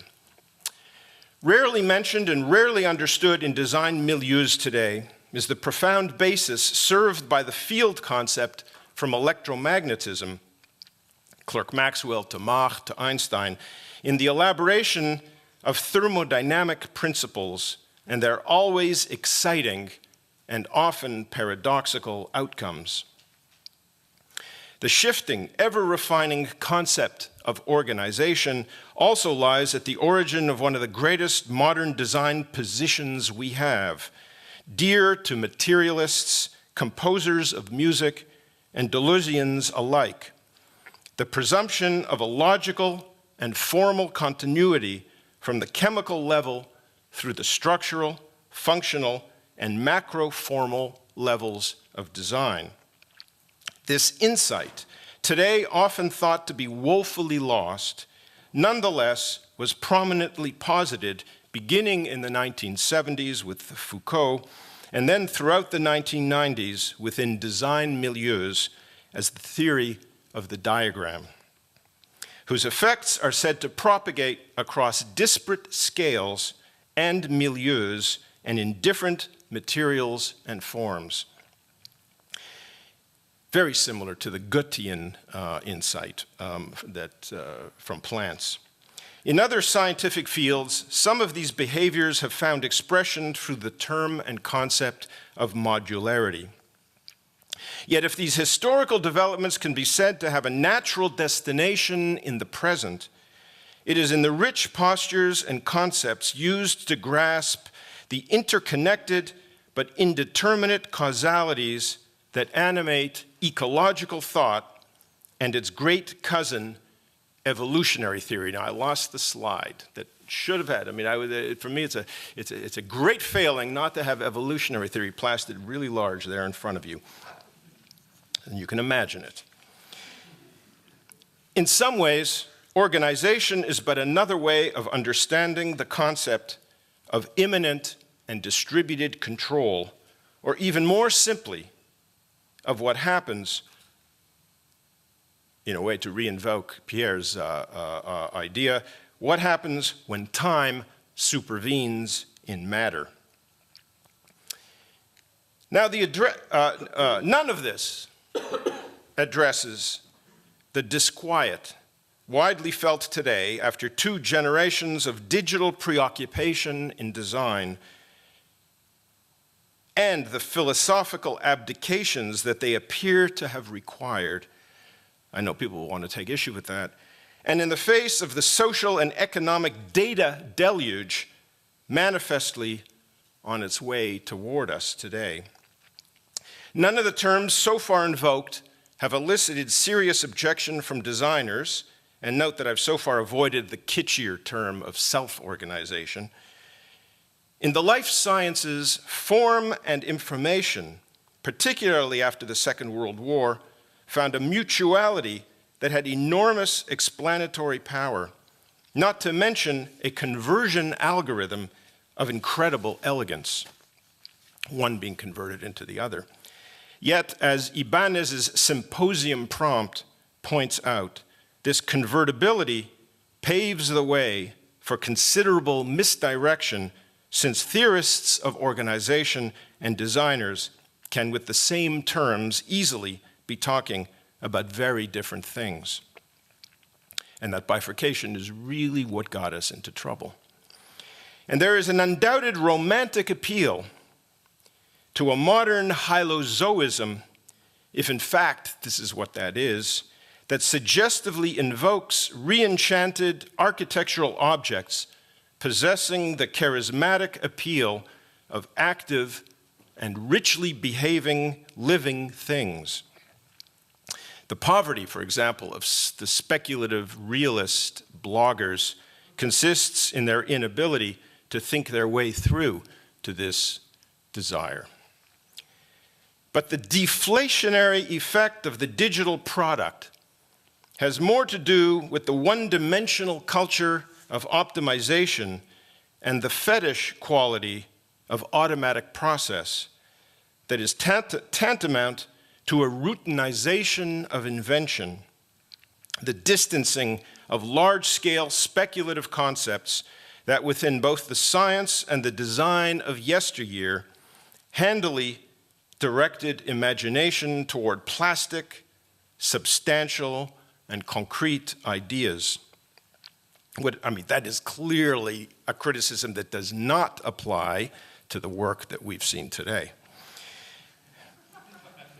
That's not a cowardly thing to say. What I mean is, clearly we saw some things that had an extraordinary ability, if you like, to engage, if you like, the mechanical, the concrete, etc.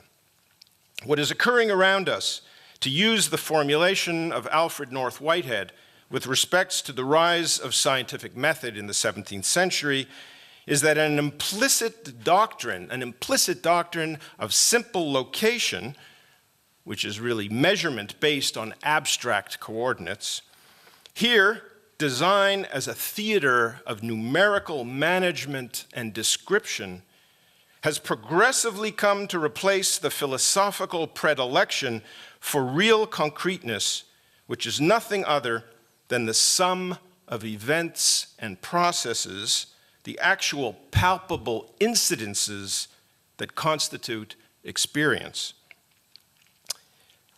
In a sum, nothing is simply located. Notably, Whitehead's corrective was to posit the world as a rhythm of organisms constituted,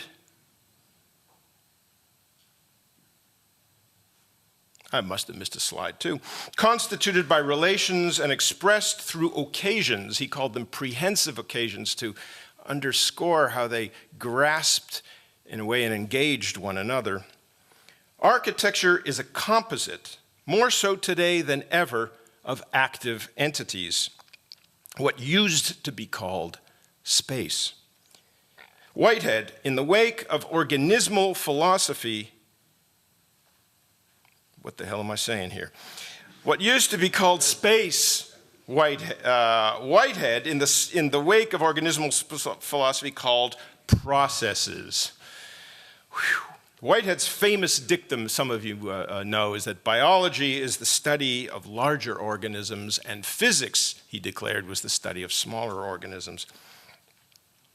Today, I would argue, the hope and obligation of design consist in the refusal to divide the world into concerns of mind on the one hand and those of matter on the other. But for this, a studiously cultivated mental posture is required. Not the digital one, to be sure, but not either one that excludes it. Rather, a posture that acknowledges the temporal and spatial extensions of everything or place that makes up each entity's mode of presentation to us, as well as its action on other places and things. It's kind of a complicated but pure way of arguing about the logical and philosophical foundations, the ontological interconnectedness of things, which is what makes up the organismal, the organicist, if you like, or the organizational view of the world. The idea that substance is more truly composed of events with a logic of unfolding and interpenetration proper to them is the endowment of early 20th century organismal thought, and it is grasped fully and adequately by the principle of organization, which may be defined as the setting into relation of processes, though perhaps what I should have said there was the coordination of processes. The contemporary, this is what design would be. The contemporary space of informatics, today's universe, has bewildered architects, particularly among designers, because it seems to negate or supersede the primacy of buildings and rooms as the basis of structured spatial experience. This is not the case, for example, with graphic or industrial designers who are used to working in the space of the interface. But I would suggest that this is where we are moving and where we ought to move, but with more self-consciousness than we currently have. Datascapes and artificial media no doubt transform ambient materiality and the social and sensory relations that make it up. Was architecture ever really more about the reified object building than the way in which the organization of material reality transformed or gave shape to perception and to its relationships to feelings, ideas, and the sense of a world. This is why, in a way, from the point of view of a writer or a theorist, the challenge with any building or any oeuvre of an architect is to understand what that universe that is being posited is, what its implications are, etc.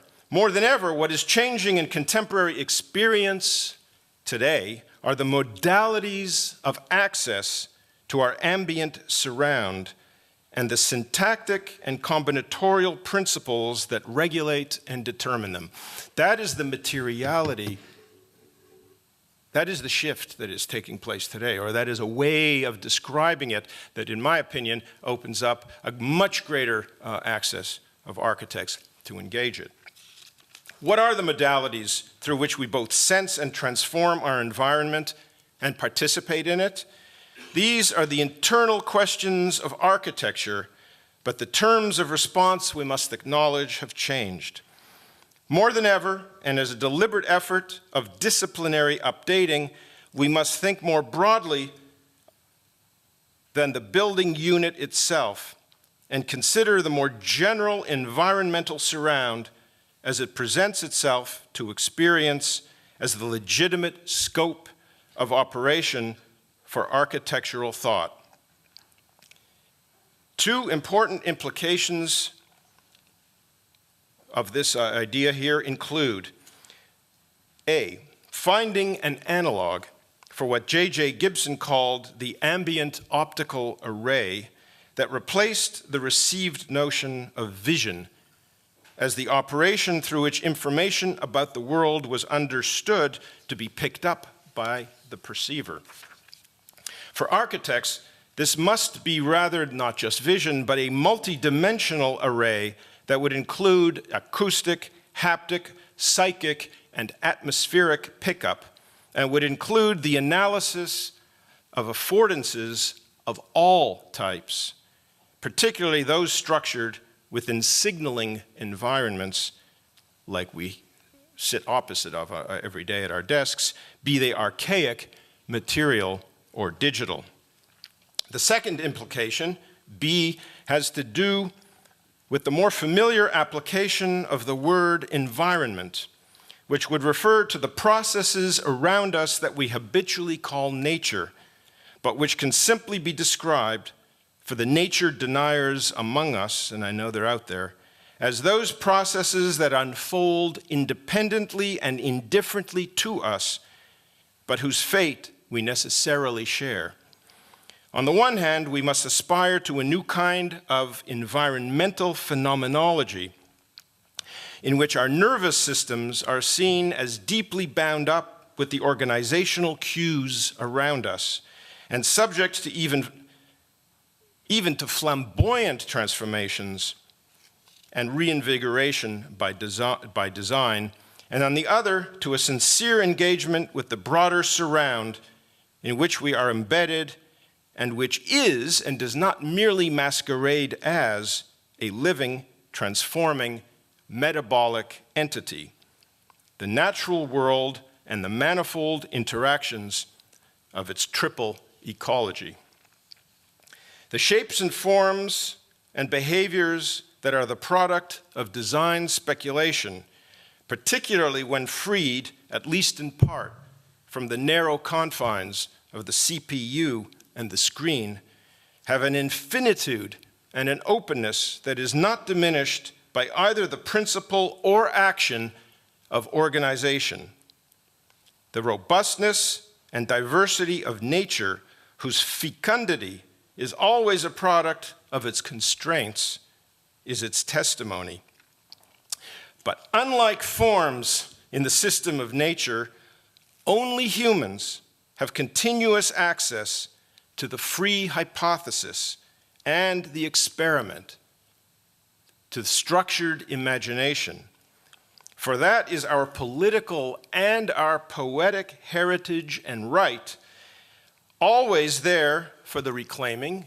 It's not one of the things that one does lose in history, and which no theory or practice could ever have the legitimacy to proscribe. In sum, organization poses no threat to design, but design, especially in the 21st century, can ignore its bequests only at its peril. Thank you.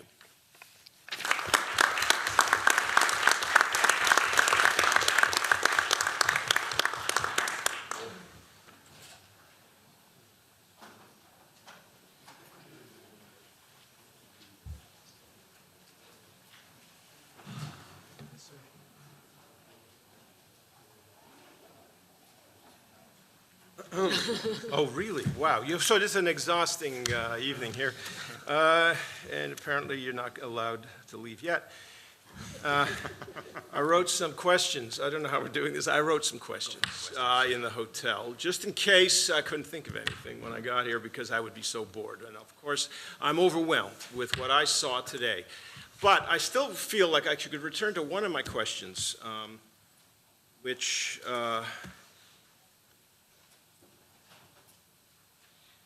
is a challenge to everybody here. I feel I was. Give me a second here.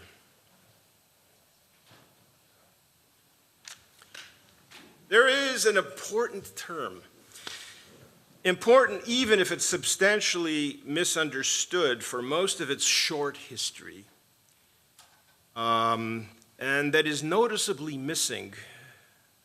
It actually got mentioned once today, but it's pretty noticeably missing in the last 10 years of architectural pedagogy and theorization, generally in architectural discourse.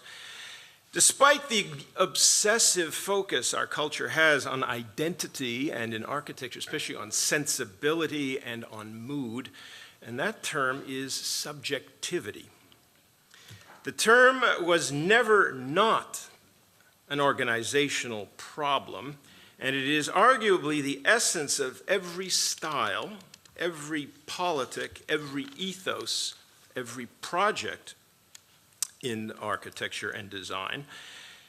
You all tacitly deal with it,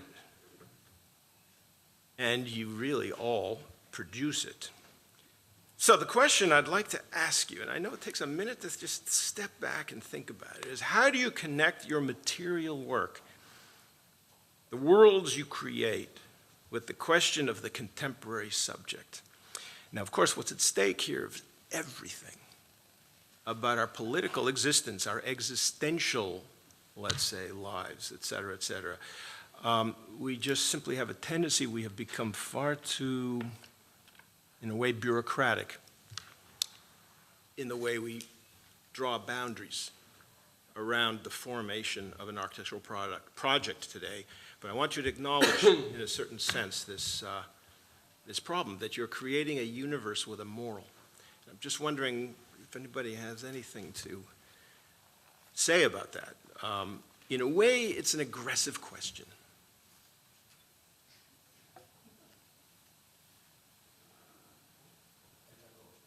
I wouldn't connect it with the contemporary subject as much as I would think of the work as being the medium in which a near future subject is constructed. So instead of thinking of the work as incarnating or expressing a relationship with what I would representationally present as the contemporary subject, I would think of the work as a means of construction. And in that sense, I think that I tend not to think of the machinics of the work as being alien to the idea of the subject, but rather as being itself the subject that is being created. Well, let me intervene here for a second. In looking at the work that you showed today, which I would not have normally said to be your typical modus operandi, but you hack. In a certain sense, you take a certain existing logic, or let's say existing objects and projects, and in a way you re-engineer their DNA. You kind of set them back into emotion in a different environment and direct them to different goals, let's say. Or you ask yourself what else existed in their DNA that remained latent or unexpressed that could be forced into expression today. So how does the hacker label sit with you?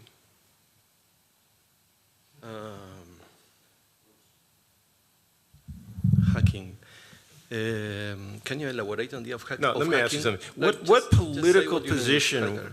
well, what do I mean? It's simply, you take a project, an existing, it's clearly it's a pedagogical exercise, but we all use these pedagogical exercises where you take an existing precedent. Though in your case, it was a kind of attempt to draw on existing latencies and force them into expressions that were, there's an expression in French that circulated a lot in the humanities because of its terrible mistranslation, so I won't give you the mistranslation, but it was faire un enfant dans le dos, which basically was when a woman, for example, makes or has a baby with a guy without telling him. And it's a way, of course, of using an existing project to produce a bastard. Okay. I feel well about it, actually, with that description. It's nice to have a lot of children, right? A lot of bastards. Not that literally. No, I mean, it's literally done, it has nothing to do with reference, nothing. It's literally done as a process of, you could call it fascination or propensity to engage with talent and take it by means of systematizing it or by means of purifying, I don't know, or exaggerating it, taking it to further extremes. And perhaps those extremes, no, perhaps not, actually. You tell me, you give me a technical answer. I want to push, for an ethical position here. Look, there's something profoundly Oedipal in what you're doing. Yes or no? Clearly there is. It's so, what exactly, you're messing with history. You doing that on purpose? Yeah, yeah, what else otherwise, no? That's what I mean, but I'm not giving the answers, you are. It's the position. Okay, well, I'll tell you what, finish off. I think it would be good. At this point, everyone else has figured out what they wish. Okay. No. Who else would like to address that ethical basis that lies behind implicitly in only apparently purely technical work?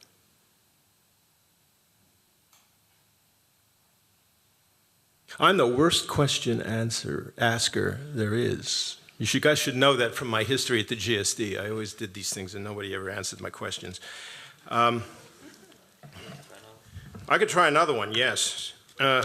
Why don't we mention a few things here, which is, I think in many respects to your comment about the sort of inheritance of bureaucracies of space which keep on getting inherited over and over again. In many respects, apart from, I think, Chuck, there's been no mention really of standards. And in fact, the values and the bureaucracies are essentially inherited through these standards and dimensions. And in many respects, you're proposing a call towards understanding that unless we address the inheritance of those patterns of bureaucracy within standards and guidelines, and one could argue the paperwork of architecture, then ultimately all we're doing is essentially producing either exceptional work, i.e. we're only producing exceptions, which I think you've mentioned this before, or ultimately we're only chipping away at a very, very large block. And what I think is particularly interesting is maybe going to the core, or if there's a rappel à l'ordre, is towards understanding, in fact, the patterns of standards and dimensions inherently as part of any kind of bureaucratized design work is in fact the political revolution occurs there, which is ironic that we haven't really touched on it that much, except for the role of patents, I think, which is key.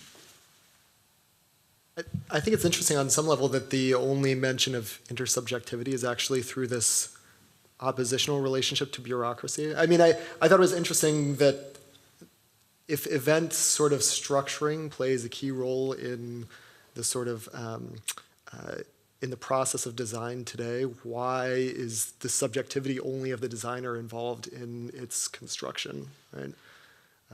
This is one thing that was a little bit surprising. I mean, I feel wait. To look at the work you do, for example, assuming you do it yourself, and I'm pretty sure you do, there is something about the emerging latency that occurs on the screen and the way your next keystroke embraces it, guides it, or pushes it away. There is, if you like, without a doubt, a whole ethos of something happening. You're responding continuously to something that is happening, to incidents that occur in time. That's the nature, I would say, of, I mean, you know, your level of work is beyond, frankly, anything I've ever seen or can imagine, but I'm assuming that it has a real-time component, and that your own subjectivity, for example, is largely conditioned by it. And in fact, I would, my talk suggests that you are in fact interacting with something that is of the order of a new kind of technical subjectivity, the data sphere. All right, man, there's another bad question that can't be answered. So, well, I mean, it is kind of an interesting reframing of the way that I had thought about that work, because the way that you characterize, I mean, the way that I immediately sort of responded to your characterization of this transformation of design was really more around a sort of tangible event space. And so, I don't know, transforming or sort of transcribing those events into data structures, which could themselves be reacted to, I think is, I don't know, that's genuinely different than the way that I had understood your description or your sort of architects are so good at talking and being interesting, but not really answering the question. That's to say, the thing that you know, it's somebody mentioned that to me as I walked into the room. There are, you know, when I almost refused to sign the waiver to allow this to be broadcast, they said something about words that should never be said. And I realized that there's a certain sense here that the architects, there are certain words I'm not going to be able to make you say. So let me ask you, let me pose this question. It does feel a little bit like a carefully laid trap in certain ways. I'm not trapping anybody. What I'm really saying is, look, everybody knows there's a problem. I mean, just tell me something, you know, is the digital age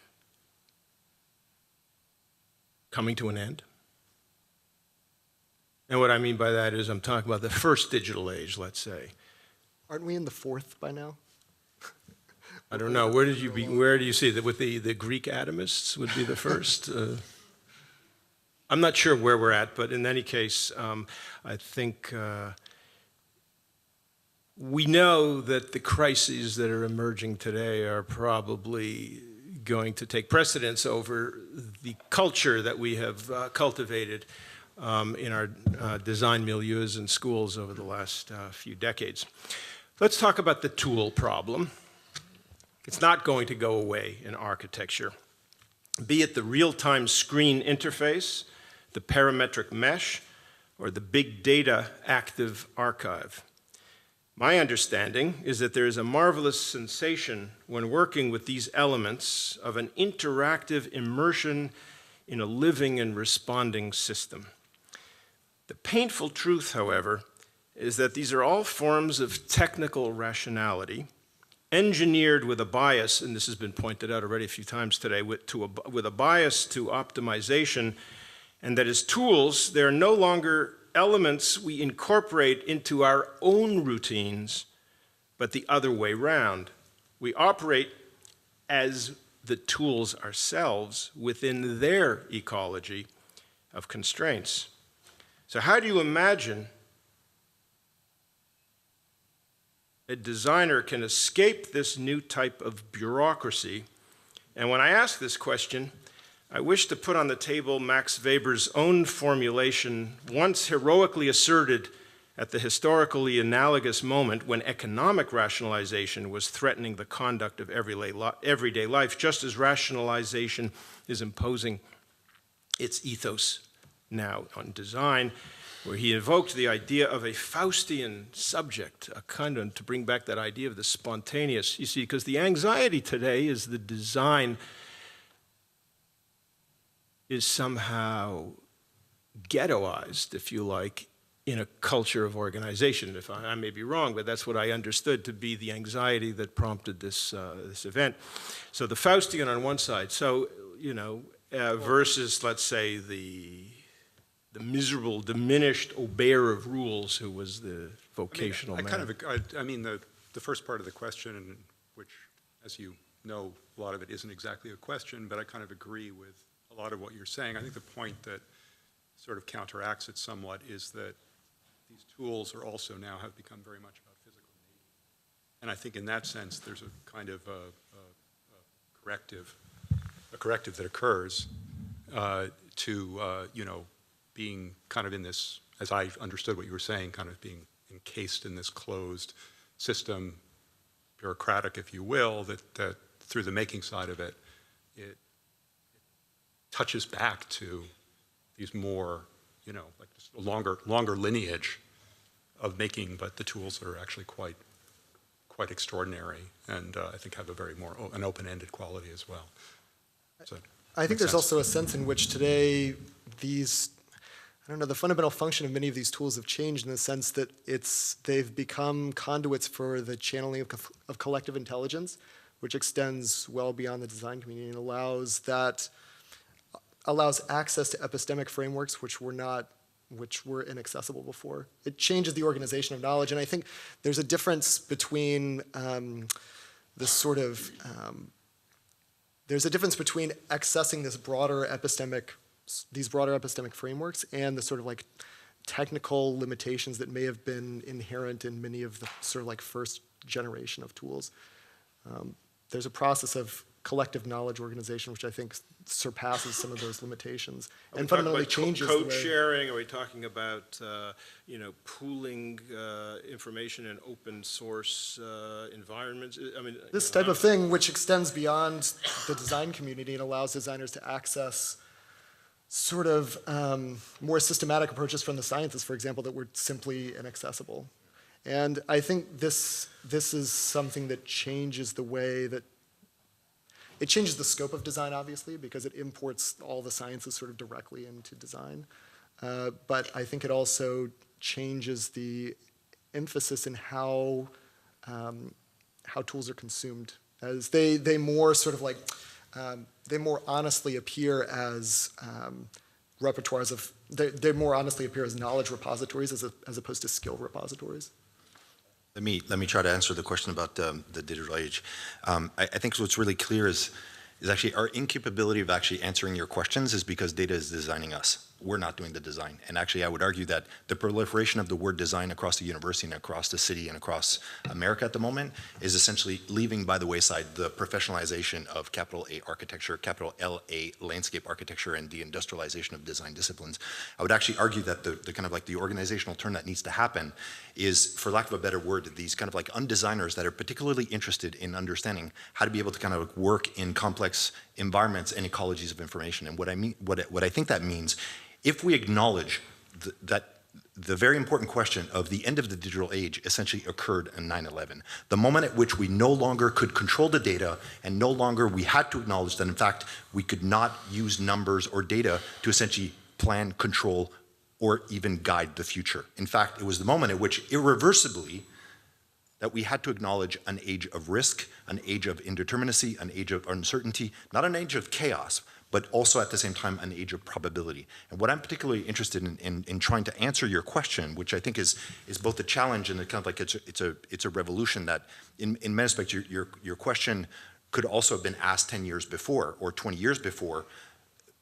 based on your proclamation of the digital age being It's two not a decades new old. question, though. Right, What's amazing about it is that it's not asked anymore or thought about. And I would simply argue that if we acknowledge that the digital age is sort of forgone, that ultimately the digital age is not about the quantification or the transformation of value through quantity, a very high level of complex environmental information, which the designers love working on a screen, kind of like controlling information through numbers, and they think they're in control, where in fact what they need to do is understand how to be able to leave things open, unfinished, and to borrow the word incomplete from Mariana's proposal. And I think the key is to try to understand how to be able to kind of like work in live, in real time, and literally try to understand how to work with other living systems, such as other people. And I would just argue that, in an environment where we're trying to control, like design has actually become a trope for control and planning, one would argue, where do you go then if you want to learn how to improvise? Because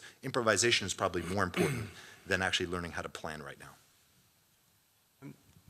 Yeah, go ahead. Well, while we hear Luis's question, I'd just like to ask the audience if you have any questions to raise your hand, and then someone will bring a microphone to you so you can jump in here as we sort of continue.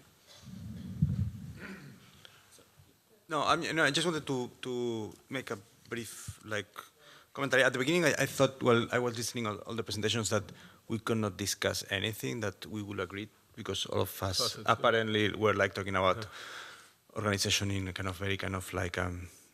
engaging conditions. And now through this kind of first non-question from Sanford, or second or third, I don't know, I realized that I disagree with a lot of things, that in the sense that, I don't see a problem, or I don't see a problem with calling for more digitalization today than 10 years ago. I think that is basically starting, in the sense that the problem of bureaucracy for me is addressed with more bureaucracy.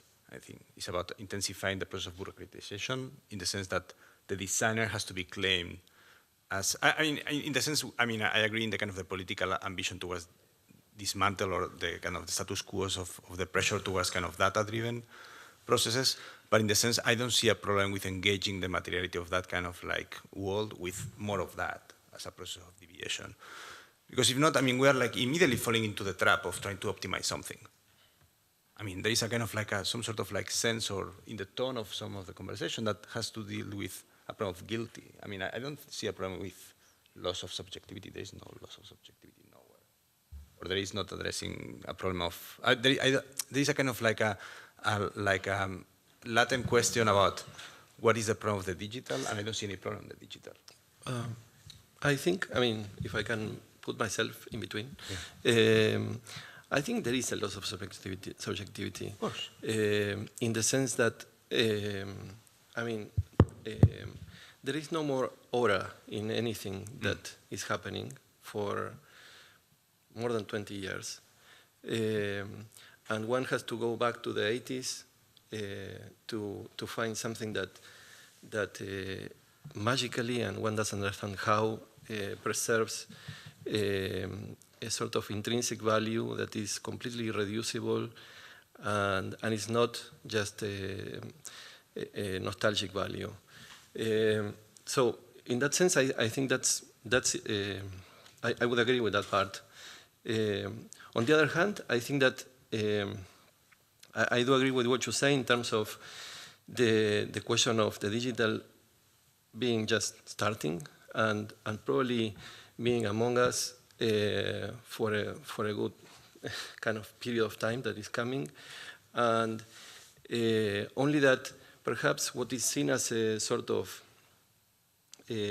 agonic stage is mostly a question of how embedded it's getting into anything that we are doing. And that is, I think, what flips the relationship of control between us as architects and information as controlling how we operate. To that, I would not. I prefer not to react with fear or with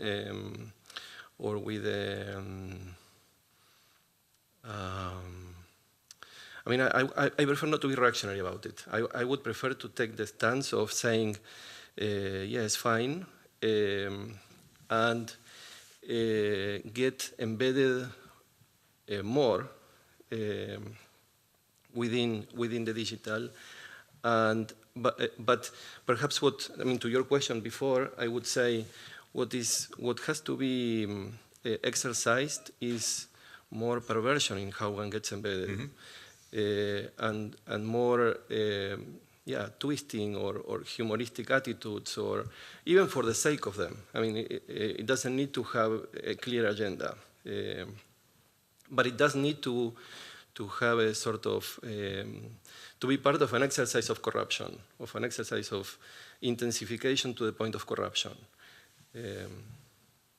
That's where I think one can find new forms of subjectivity. Is that more or less what you were suggesting? Or? Yes, I mean, I'm just encouraging the notion of play into the game as a way of turning the problematic into basically a non-problem issue. It's just it's a game that we've been playing for the last 15 years, and it changes its rules. But there is a kind of also a know-how that is being developed, and within that it becomes a kind of some sort of new kind of cultural emergency that is happening from there. So there is the tendency to kill things, to kill the digital era, to kill it's also an anxiety towards kind of novelty that I don't feel in the sense of pure kind of claim. I think that it has to emerge through process of intensification. In that sense, I don't think that the digital era is a problem. I actually think the identification of the digital as a polemic actor, or the continuing identification of the digital as a polemic actor, is just kind of fundamentally wrong-headed. Yes. I think it's something that doesn't exist as it's not something that can be identified monolithically and unequivocally.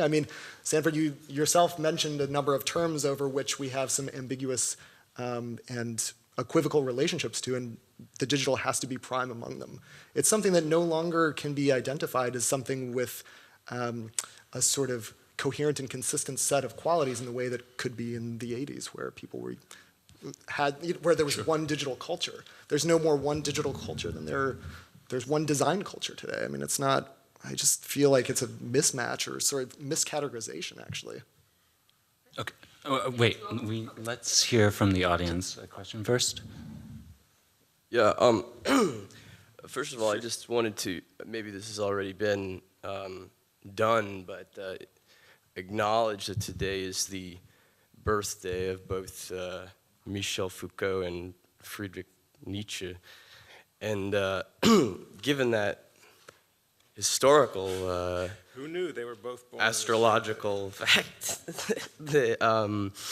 we could perhaps consider that Nietzsche was someone who was capable of recognizing the extraordinary uncanniness of the human thought as organism and as subject and so forth. And so I suppose I would then propose a challenge to actually just sort of delete the word subject from your lecture, Sanford, and I think it becomes immediately clear that there's a kind of metaphysics there that is, I believe, it's a metaphysics of the will, essentially, and in Whitehead. And Whitehead is very medieval too, but it's about what I'm trying to get at is the origin of, human being is not really subjectivity. But it's something that I like to call obscure, and after in light of. Heraclitus and the metaphor of the opening, the light, the sort of ocular. Man, let's have a conversation. Meet me after this. Yeah, okay? I'm sorry to ramble. It's cool, man. It's all right. No, but I get you. I see your line. I see your line. Nowhere already. So. Any other questions for any of our panelists?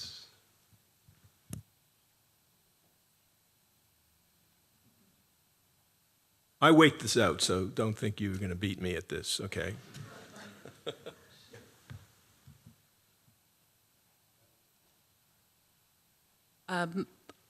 I'm Alex. It's probably a question to Ciro. You mentioned corruption. I wonder whether the goal of corruption would be to escape or to augment in a kind of accelerationist sense. And in any case, is this through error, through chance, through extreme rigor, or through suspension of judgment? Yeah, I mean, I use the word corruption, which I barely use, but I was meaning... I like the word corruption. Yeah. I was meaning to construct fissures and breakdowns in how systems tend to kind of manipulate what we do with them. But to your question, I would say, I mean, I would rephrase what I was saying, and I would still think that those forms of corrupting those systems from within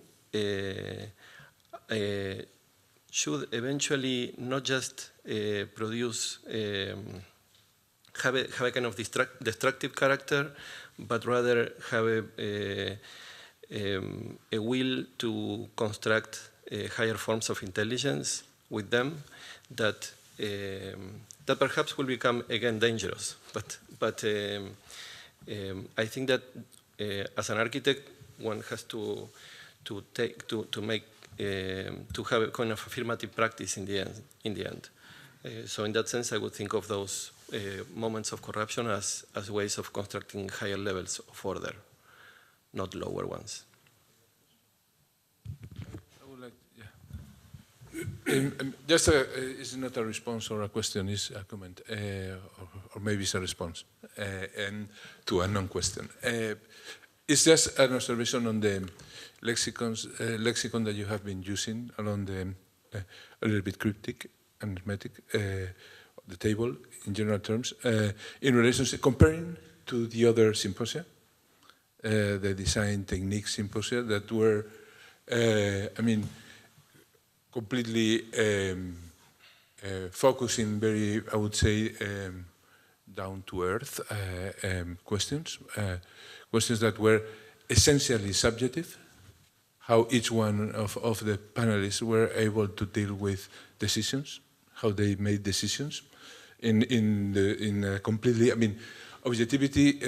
The discussion was about the possibility of some objectivity in designing. In this case, it's exactly the reverse, the possibility of some subjectivity inside this. I mean, I think that it's very simple what I want to say, but in a way there is a kind of two ways.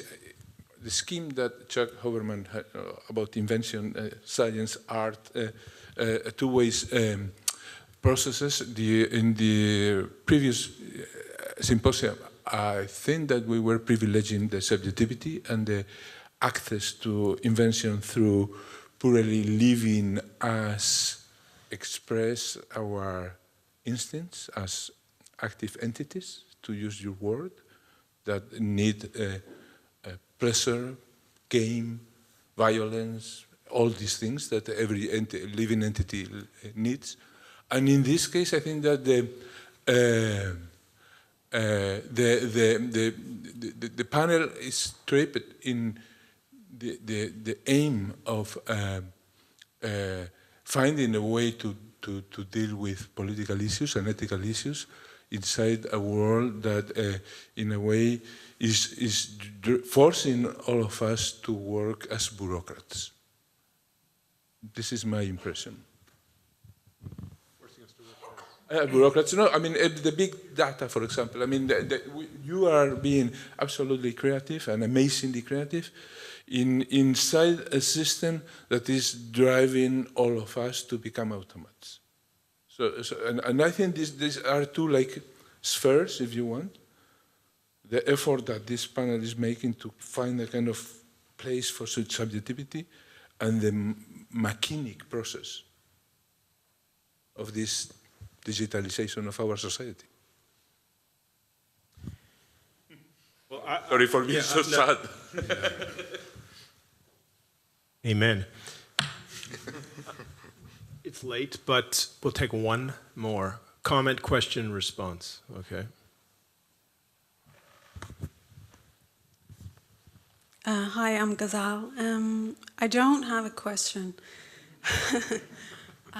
This is just a provocation, and I'm totally shooting in the dark. I was hoping that I can create a conversation between Pierre and Sanford regarding design of time and also Now you should see our emails. It's like design of time and creating relationships between simultaneous processes in ecologies. Since time is not a line, it's not linear, it has depth. So can you talk about design of time in real time?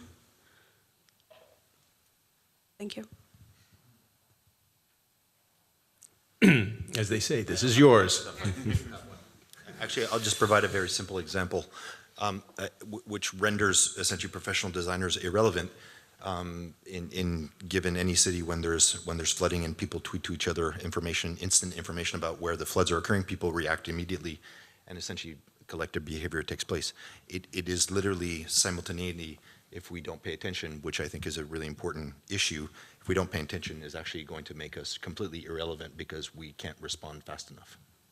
I think to the issue of tools, we just have to radically rethink the tools we're using. I'm not going to give you a satisfying answer, but I can only tell you this, is I agree. I've been thinking about this for a very, very long time. The responsible answer is to remind you that designing in time brings along with it a whole set of shifts in how one understands just about every aspect of our being here. Even the latencies and potentials that we are able to sense around us, which are always the trigger points for anything that is created, for any emergence of a form, utterly changes. There are cultures, civilizations, and coherent philosophies which are based on this, and which we usually, in some kind of a shorthand, refer to as Eastern ones.